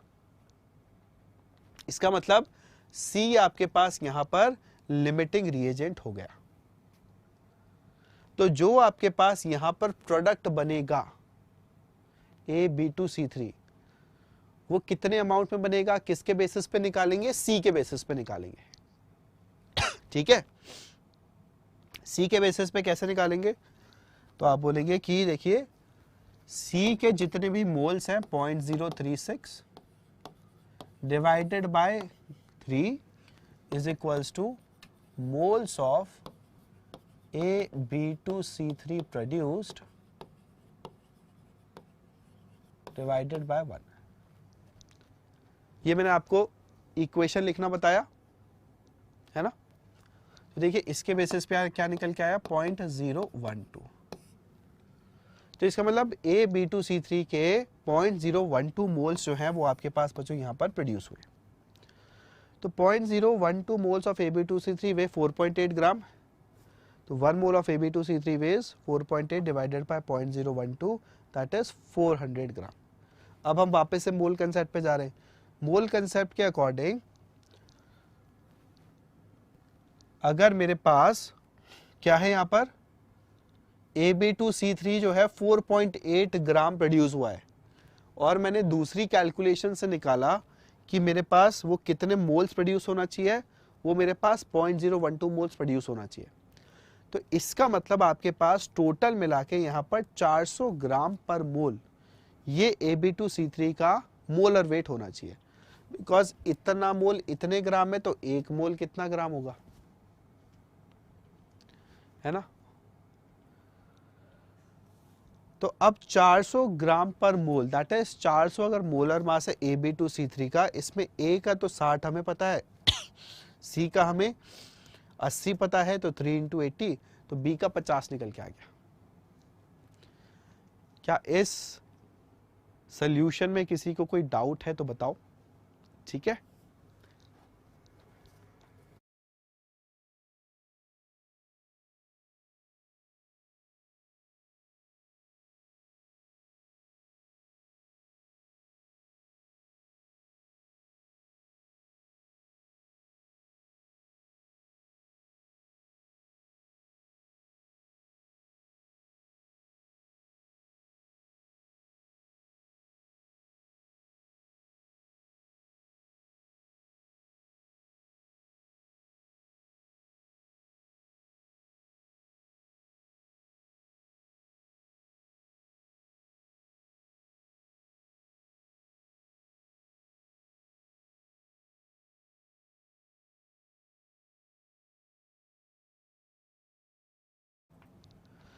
अब एंड में बच्चों हमारे पास आता है introduction two reactions in solutions. इससे रिलेटेड हमारी कुछ कॉन्सेंट्रेशन टर्म है, बस हमें वो समझ में आनी चाहिए। देखिए कॉन्सेंट्रेशन टर्म क्या क्या होती हैं। एक होता है मास परसेंट। मास परसेंट क्या होता है, mass of solute divided by mass of solution into 100। जैसे कि अगर मैं बोल रहा हूँ 10% weight by weight solution of sodium chloride, इसका क्या मतलब होगा, 10 ग्राम सोडियम क्लोराइड 90 ग्राम पानी में है, तो टोटल मिला के हमारे पास 10 ग्राम सोडियम क्लोराइड जो कि सल्यूट है वो 100 ग्राम सोल्यूशन के अंदर हमारे पास है, ठीक है। यस, चलिए वॉल्यूम परसेंटेज बच्चों हमारे पास क्या होता है, volume of solute divided by volume of solution. बिल्कुल सिमिलर सी चीज हमारे पास जो है, यस, ठीक है। आगे मोल फ्रैक्शन जो है बच्चों वो हमारे पास क्या होता है, मोल फ्रैक्शन इज कि सपोज मेरे पास एक मिक्सचर है ए और बी का, तो ए के moles divided by total number of moles, ये होता है मोल फ्रैक्शन की टर्म, है ना, ये आपके पास मोल फ्रैक्शन की टर्म होती है। फिर देखिए मोलारिटी क्या होती है कि moles of solute divided by volume of solution in litre, right.